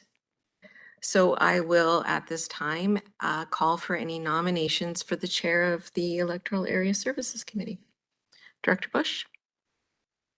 Yeah, I'd like to nominate Mark. I should have asked him first, but I didn't. My first nomination. Thank you. So I will ask again, are there any further nominations for the position of chair of the EA committee? Okay, so for a second time, any further nominations? And for a third and final time. Oh, Director Monteith. Just for fun, I'll nominate Adrian. Okay, and do you accept? Yes? Yeah. Sorry, I didn't ask you, Director Pendergraft, were you okay to accept? I would actually, but if someone else wanted it, I'm not stuck by any means on being the chair of this. Okay, so would you like to let your name stand or? Sure, may as well. All right, so we'll start again with the question. Are there any further nominations for the position of chair? A second time, are there any further nominations? And a third and final time, are there any further nominations? Okay, so in saying that, following our usual procedure, I will hand over the floor to Director Pendergraft. Sorry? She said yes. Yes. So I'll let you have a few minutes to speak. Okay, not a whole lot I can tell you about me that you don't already know. I would deal with this committee the same way I try to deal with the regular board meeting and any other committees that I sit and chair. Fairness is the bigger part of it. And I generally don't have a lot going on in Area A that I have to speak about, so it might not be a bad fit. I was actually hoping that one of B or G might have done this, and then it would really fit well in here in terms of the EA committee, but I'll leave it at that. Please just vote your conscience on this one. Thank you, Director Pendergraft, and over to you, Director Federico. Thank you. I have my name forward just to take on a new role. I was chair of Planning and Development Committee and had fun doing that, and we had some big topics to discuss. And so I think this is a great opportunity for us electoral areas to sit and chat and talk about the challenges that are in our areas and relating to one another on how those go. And I would just greatly, be happy leading the group through those conversations and the things that we have to deal with. Thank you, Director Federico. So this will be a vote by hands, which was agreed to by consensus. And it's a simple majority of the EA directors. So all those in favor of Director Pendergraft for chair? So 1, 2, 3, I'm counting. Oh, 4, okay. Sorry, so I have, yes, I have 4, I believe. Okay, thank you. And all those in favor of Director Federico for chair of the EA committee? So I have 1, 2, 3, 4. So hang on. I'm sorry, I've obviously missed something here with my online people. Could we try this again and start from the beginning, please? So if you can just lower your hands online, please. There. Okay, excellent. Okay, so once again, those who would like Director Pendergraft for chair of this committee? 1, 2, 3. Okay. No. Is it, it's delayed? Okay. Okay, and those for Director Federico? 1, 2, 3, 4. Oh. Okay. Why is this not working? Why is this not working? Oh, okay. Oh, sorry. So that maybe that's why I'm looking at the numbers and I'm going, this is not adding up. It needs, stats needs to add up to 9. Well, if they don't vote. Sorry? If they don't vote. Yes. Okay, so you know what? Can we do this one more time? It appears that I'm not having everyone put their hands up. Okay. Director Pendergraft for chair. Okay. 1, 2, 3, 4. And 5. Okay. And Director Federico for chair. 1, 2, 3, 4. Okay. Okay, so you've nominated Director Pendergraft for chair of the EA committee. Okay.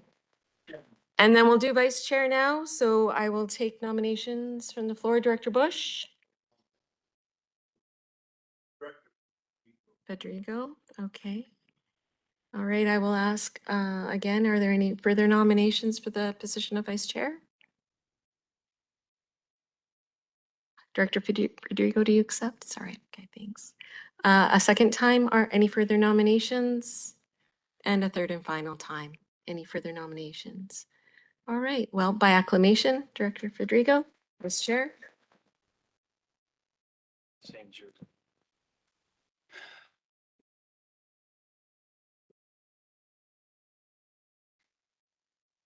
Thank you.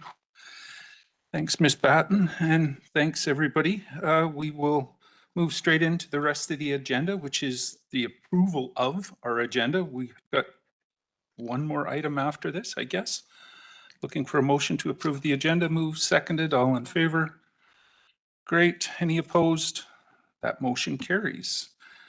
Brings us to the Planning Services Division Quarterly Activity Report, CAO. Thank you. As you stated, the purpose of this report is to provide the board with a copy of the fourth quarter report for the Planning Service Division. This is the last time you're going to see it in this format. You're going to see something a little bit more detailed that will show more specific data. There is a PowerPoint presentation and staff's here to answer questions. Chris? Okay, over to Chris. Great, thank you. To the chair, I'll just wait for my presentation to get brought up here. And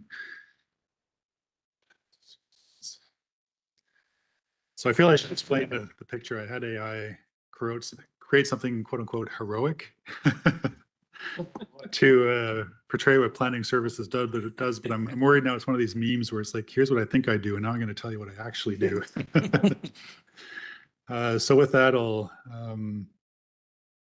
try to hop into this.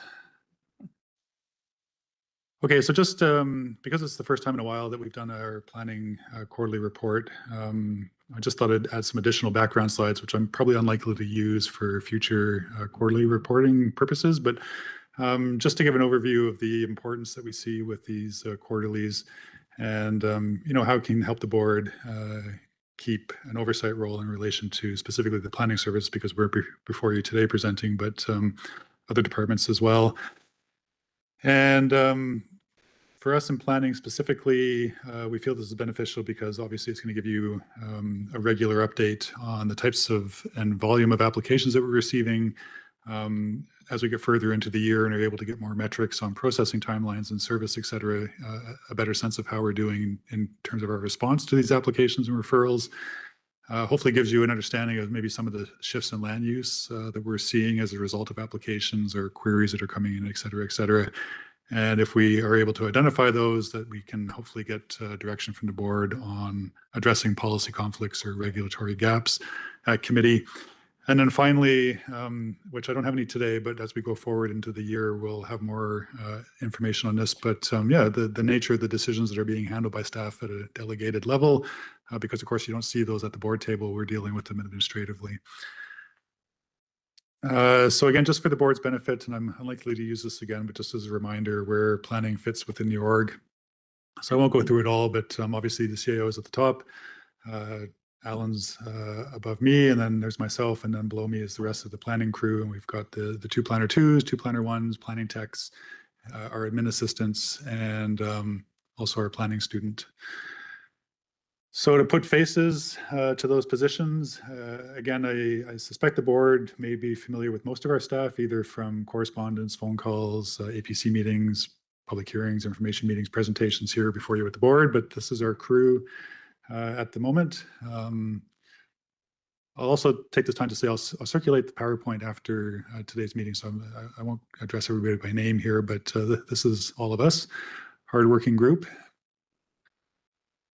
So work within the department, basically there's two main functions that we perform, which is current planning, which is applications, and then strategic planning, which is the project work that the board tasks us with, and then also various, and I debated about using the word crises here, but it always seems that there's something pressing each and every day when we get in that has to be dealt with. So that tends to take a lot of our time too. Current application, or sorry, I keep saying current applications, current planning. And this is just a quick photo montage of some of the stuff we do, which I know as the electoral area directors, you're all familiar with because you're usually with us at some of these events. Public information meetings, hearings, workshops, applications that we deal with, and then just the staff doing queries. Strategic planning, which is the project work, which again, I appreciate you probably are all very familiar with this because we talk about it every time we're before you, but just how our bylaws work. Of course, the first of these are the strategic ones, the RDOS and the OCP. The zoning is more regulatory, but it helps give effect to the vision statements contained within those more strategic documents like the official plans. And so planning is tasked with making sure that these are up to date and reflect new directions that the board has tasked us with implementing, et cetera, et cetera. And because this is our first one in a couple of years, and it also happened to fall at the end of the year, And because we are also trying to find our feet again as we get up and start doing these on a quarterly basis. I just wanted to emphasize for the board some of the projects that we have completed in your term since the last local government elections. So obviously for us, there's a couple big ones here, and that would be the SSMUH implementation and the vacation rental and business licensing. But there were some other projects as well, such as the update of the subdivision servicing bylaw, the implementation of the soil bylaw for Greater West Bench, the housing needs report, Falder zone review, and then finally the ESDP area review that was, I think, completed by the board in 2023, even though the decision was not to proceed. And then finally, before I get into some of our stats from last year, just a reminder for the board that in addition to the work that we do for the electoral areas in terms of planning, we also have existing contracts for services with a couple of our member municipalities. Village of Karamias is a long-standing one, over a decade now. And then more recently, we've been helping Osoyoos since about September of 2023. And a lot of the work we do for the member municipalities, which again, the board is aware of because there's sometimes overlapping benefits to doing work in relation to each, is processing planning applications, helping with projects. If staff in those municipalities need assistance with referrals or queries, our staff are also here to help them with that. So now I'll jump into the review itself, or sorry, the report itself. And I won't spend too much time on this slide because I think I covered it when I first started talking. I have broken down the presentation today, kind of similar to the report itself, into 3 different sections. So I'll touch briefly on projects, transition over to applications, and I'll touch on some basic indicators we have for customer interactions. So with the project list to start with, of course, what we do in planning is generally what the board has set out through its strategic planning process and the list of projects you've asked us to work on for the year. But as the board is also aware that we will come forward from time to time when either there's been changes in provincial legislation, or we're noticing an issue that requires addressing, or in response to requests from the directors themselves to make changes to the strategic plan and work on new items. So given that, I'm going to just give a quick overview of some of the current projects that we're on, and the upcoming activities. I just want to emphasize these are anticipated. Of course, we are at the, I hate to say mercy of the board, but if the board sets different directions, these upcoming activities may change. But at this point in time, this is what we're anticipating coming forward. So with the previous committee, as the board is aware, we just received direction on the RGS review. I think our plan is to come back next month with the single Okanagan electoral area OCP and seek direction on that. And because of the direction today at Committee of the Whole, I suspect we'll have the consultation plan for the RGS back before you in February as well. And once we go out into engagement with the community, that's going to include most of the items you see here, which is the agency referrals, information meetings, presentations to municipal councils, and then reviewing the feedback that we received and then bringing that back to committee for the board's consideration. The other project we're working on at the moment is the electoral area G zoning update. And so we've been working on, I believe, 2 different amendments at the end of 2025, and that's to introduce zoning for conservation area, parks and rec, and also watershed resource areas within electoral area G. We're hopeful to have that before the board in Q1. And again, depending on direction received from the board, proceed towards formal adoption, which would include a public hearing being scheduled. We're also working on an update of the various development cost charge and community amenity contribution charge bylaws that exist within the electoral areas. Primarily for us, the 2 big ones are obviously Naramata and OK Falls. Naramata has its existing water DCC, and OK Falls has the sewer and water DCC. This is being funded, as the board may recall, from provincial money that was provided to help with the implementation of small-scale multi-unit housing. So we do have a consultant helping us prepare the technical background documents for these different systems, and that work is ongoing. And hopefully, and again, this is tentative, but have that back before committee in Q2 for the board's review. And if you're satisfied with what you're seeing, sending us out to do public engagement.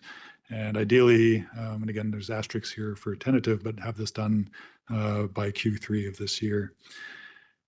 And then the last one, which has got an asterisk as well, that we're quote unquote working on at the moment, although it has been deferred, is introducing business licensing for home occupations in the West Bench. So we did commence engagement with that in Q4 of 2025.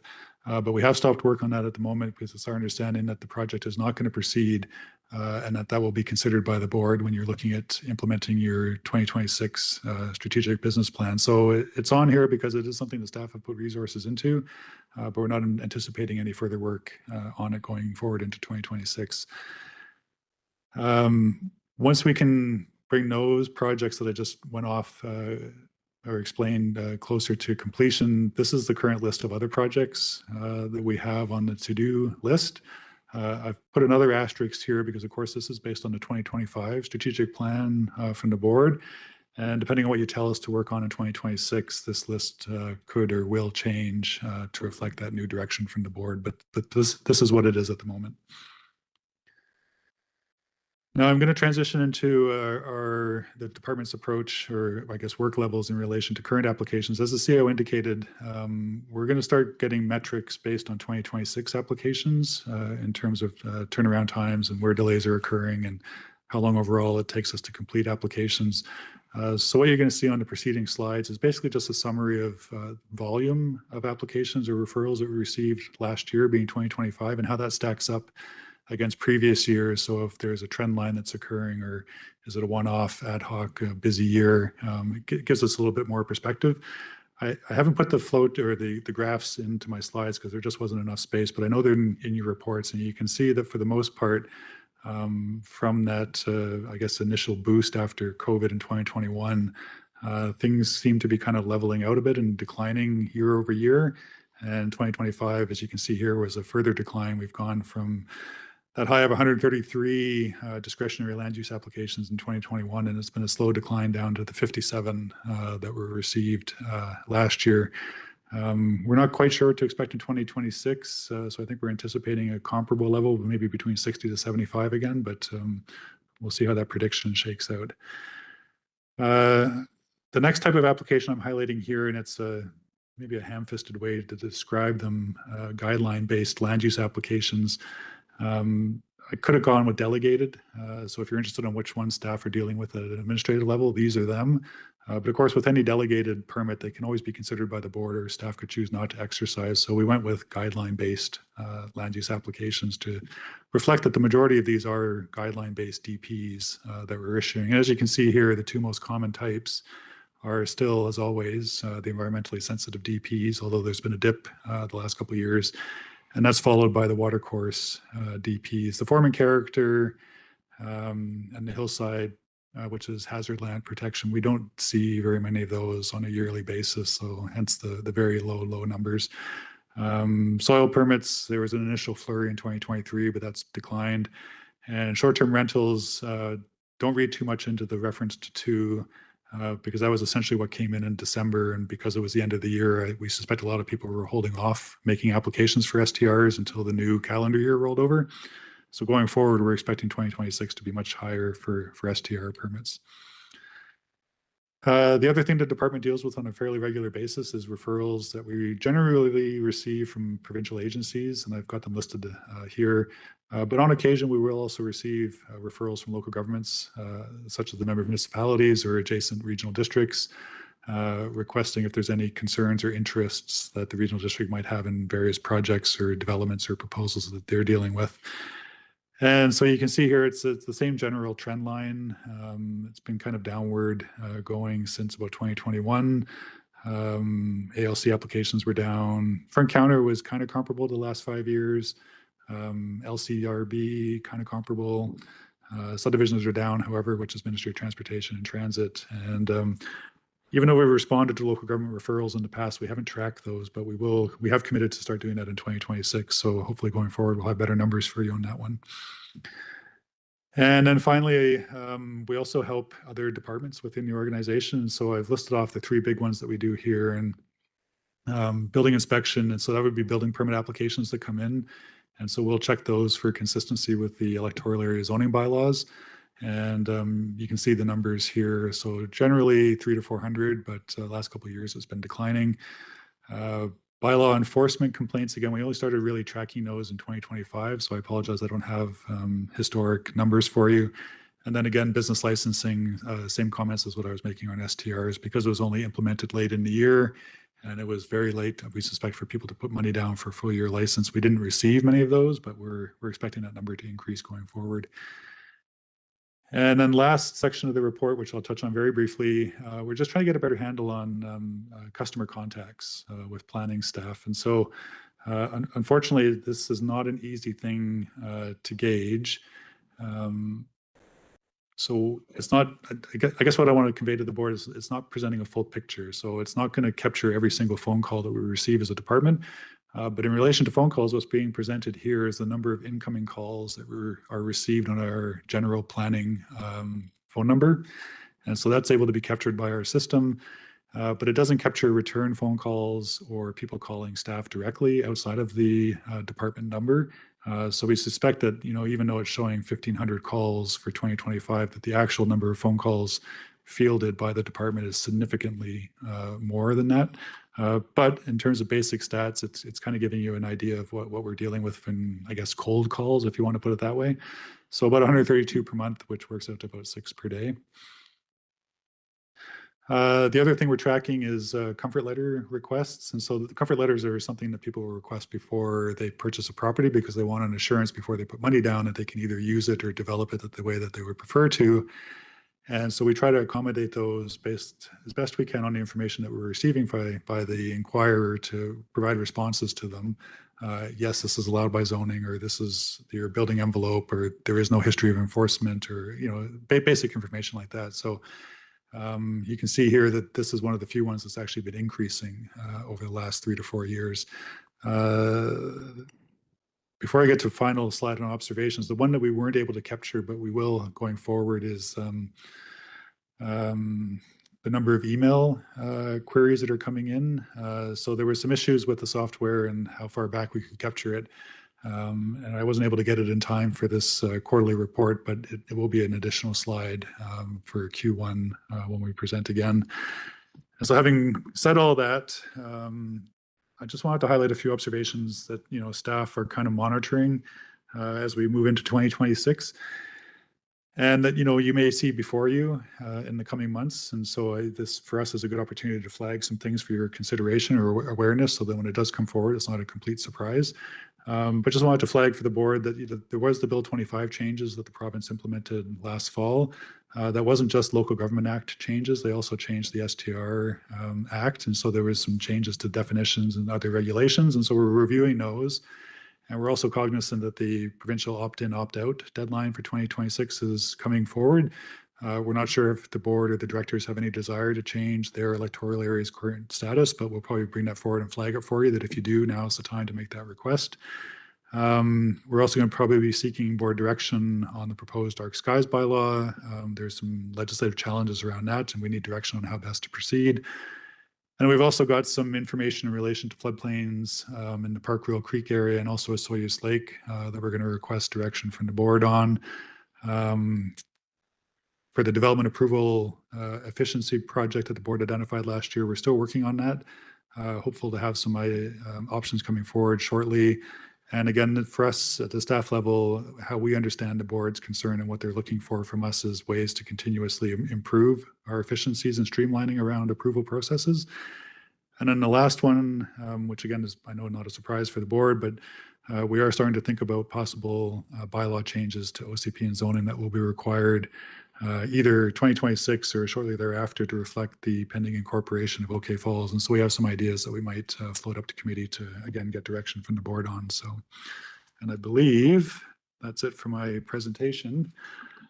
Okay, I see Director Bush had a question. Go ahead.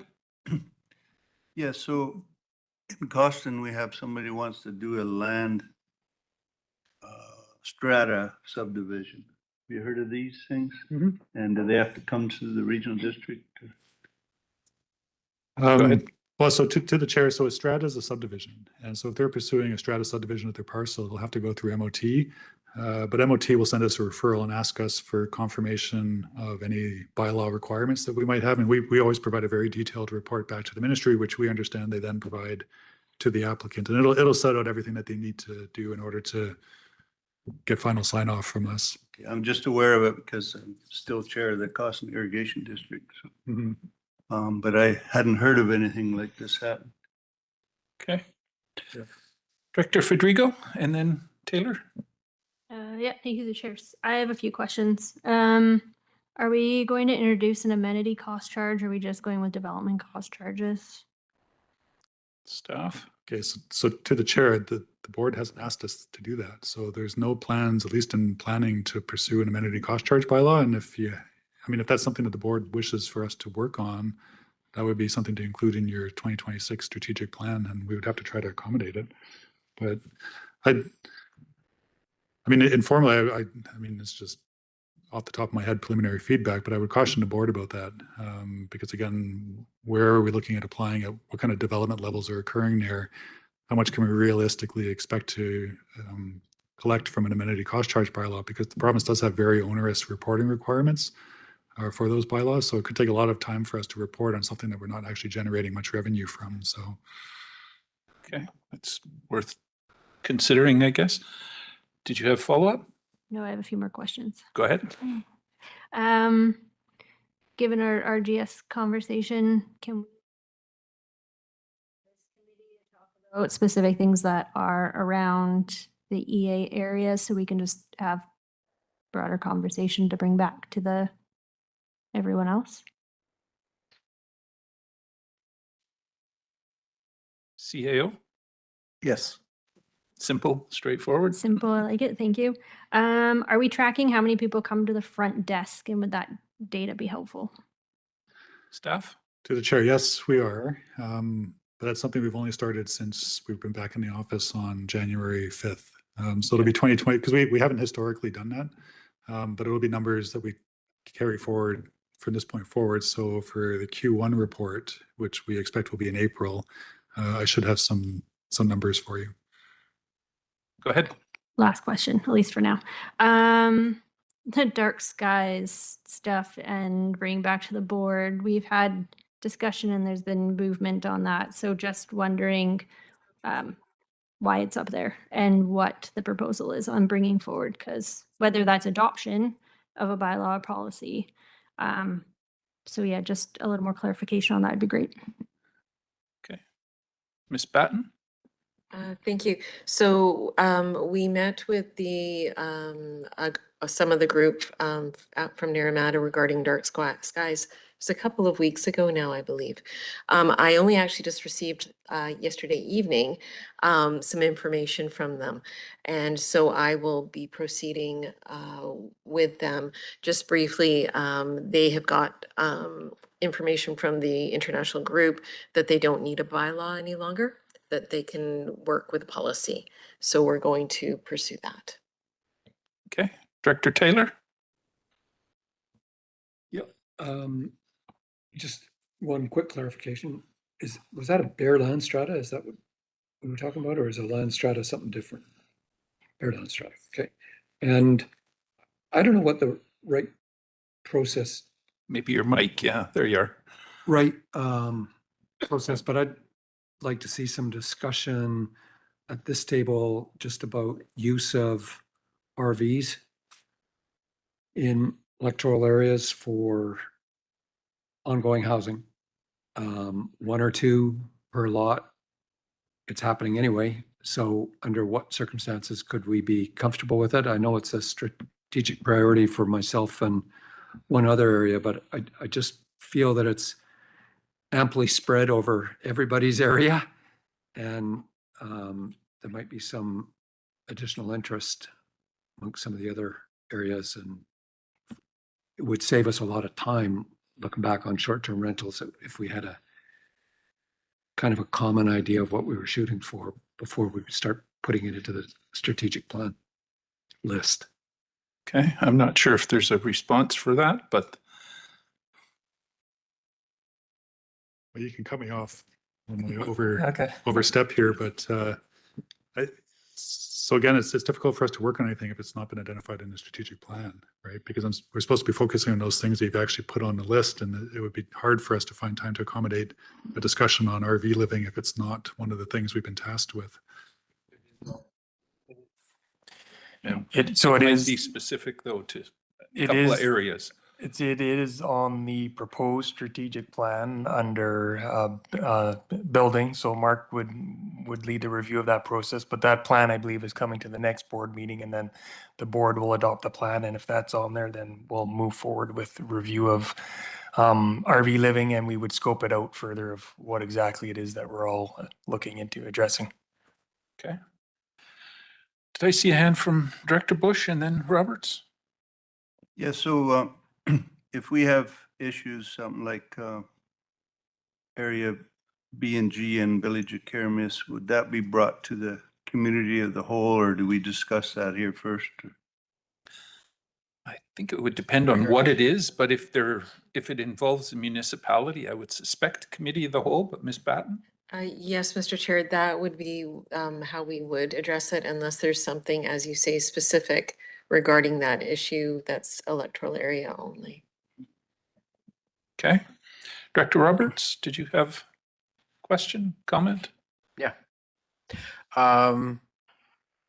First off, it was Director Bob Coyne and myself that I think was back in 2019 had the alternate housing as it with RVs and other alternates as a strategic plan moment. So we'll look at that coming. And then the other follow up on regards to Director Bush's statement right now.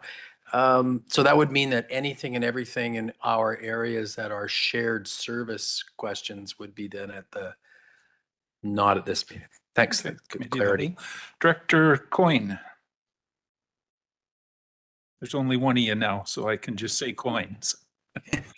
So, since we're all just asking random questions here, what about illegal dumping? That's one that we all seem to be getting more and more of. I know that area G we share some illegal dumping down there because it comes up onto both sides, but we need some sort of a program to deal with this. Now, I know we all pay into an illegal dumping account, for lack of a better word. But when asked, or like when I asked staff last summer, how do we do this? Is there a way to deal with this?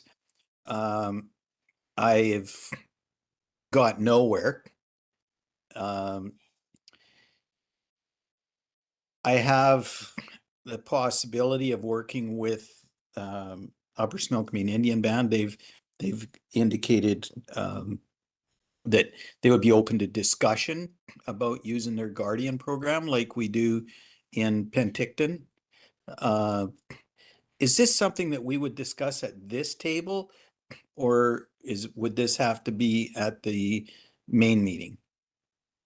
I'll go to staff. So similar response in that on the proposed strategic plan for 2026. On the proposed strategic plan that will be coming forward, again, I believe next board meeting, there is an action item on there to review the illegal dumping and basically streamline the process so that it's more clear and easier to understand. So when that comes forward to the board, if that gets adopted, then that'll be a work item for the team to work on in 2026. Okay, CAO? And it would be at this meeting because illegal dumping at the municipal level, they have their own bylaws and their own tax base to fix that. Okay. I had Director Federico first, so go ahead. Thank you, Chair. Super quick. Very much appreciate the quarterly reports for planning and being able to see those numbers because then we do get an idea of what's happening. And definitely interested in where business license and short-term rental permits and stuff go. So very much appreciate that work and bringing that forward. Okay, and before I go to Director Taylor, I would just add to that, it might not hurt if it's not too much work to break that down by area so we have a better picture of where those permits are going. Director Taylor. Yeah, no, I was just going to ask if we could get an informal update on how that issuance of licensing, et cetera, is going. Okay. I'm not sure if we can answer that yet, but. Yeah. From a processing perspective, there's still a few kinks we're working out, but it's going quite well. But we haven't had a lot. We're still only dealing with a handful of applications so far.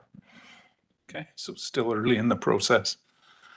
Okay, one final one. Yeah, thank you. Just to follow up on that, I've gotten a few phone calls on the process and paperwork, and while I appreciate that it is a new thing that many people have to work through, I guess just a note on feedback from residents, just on how that process is going. So I'll take note of the feedback that I'm getting, and then when the opportunity presents to be able to provide that. But so far getting it's a bit of a cumbersome process. So appreciated that it's new and we needed to start somewhere. And then I'll provide feedback as we go along. Yeah, and we welcome any specifics, right? Versus just generic comments. If they can share specific concerns, then we're working through the process and more than happily to try to address them and improve the process for sure. Okay. Anything final? And then we're gonna adjourn here, Director Taylor? Just a comment, I think we also have to keep in mind that we're putting a process in where there wasn't one before, so and most of the people that are applying for one were doing it before anyway without any kind of ticket, so it's they gonna will be- definitely find this a bit of a It's gonna be hampering cumbersome, no matter how they lifestyle, look yeah. at it that way, so, okay, accepted. Motion to adjourn? Moved, seconded, all in favor? Thank you. We are adjourned, and thank you, everybody, for your patience on this. I'm sure the next meetings will have a bit more on it, but this one gets us started anyway. And thanks, Chris, and all that was great. Thank you. I wonder if there's an opportunity to flip the order that these meetings happen in. So even Director Gilbert commented today that it's usually you have the committee and then the committee of the whole versus like this order. Are we set on this? And then the other question or the comment I heard was, would the RCMP come to this one versus the committee of the whole? I'll address that one. We're Because they- keeping the protective services specifically for the Because RCMP. The RCMP go to all the member municipalities already and present, so they're listening to the same presentation twice.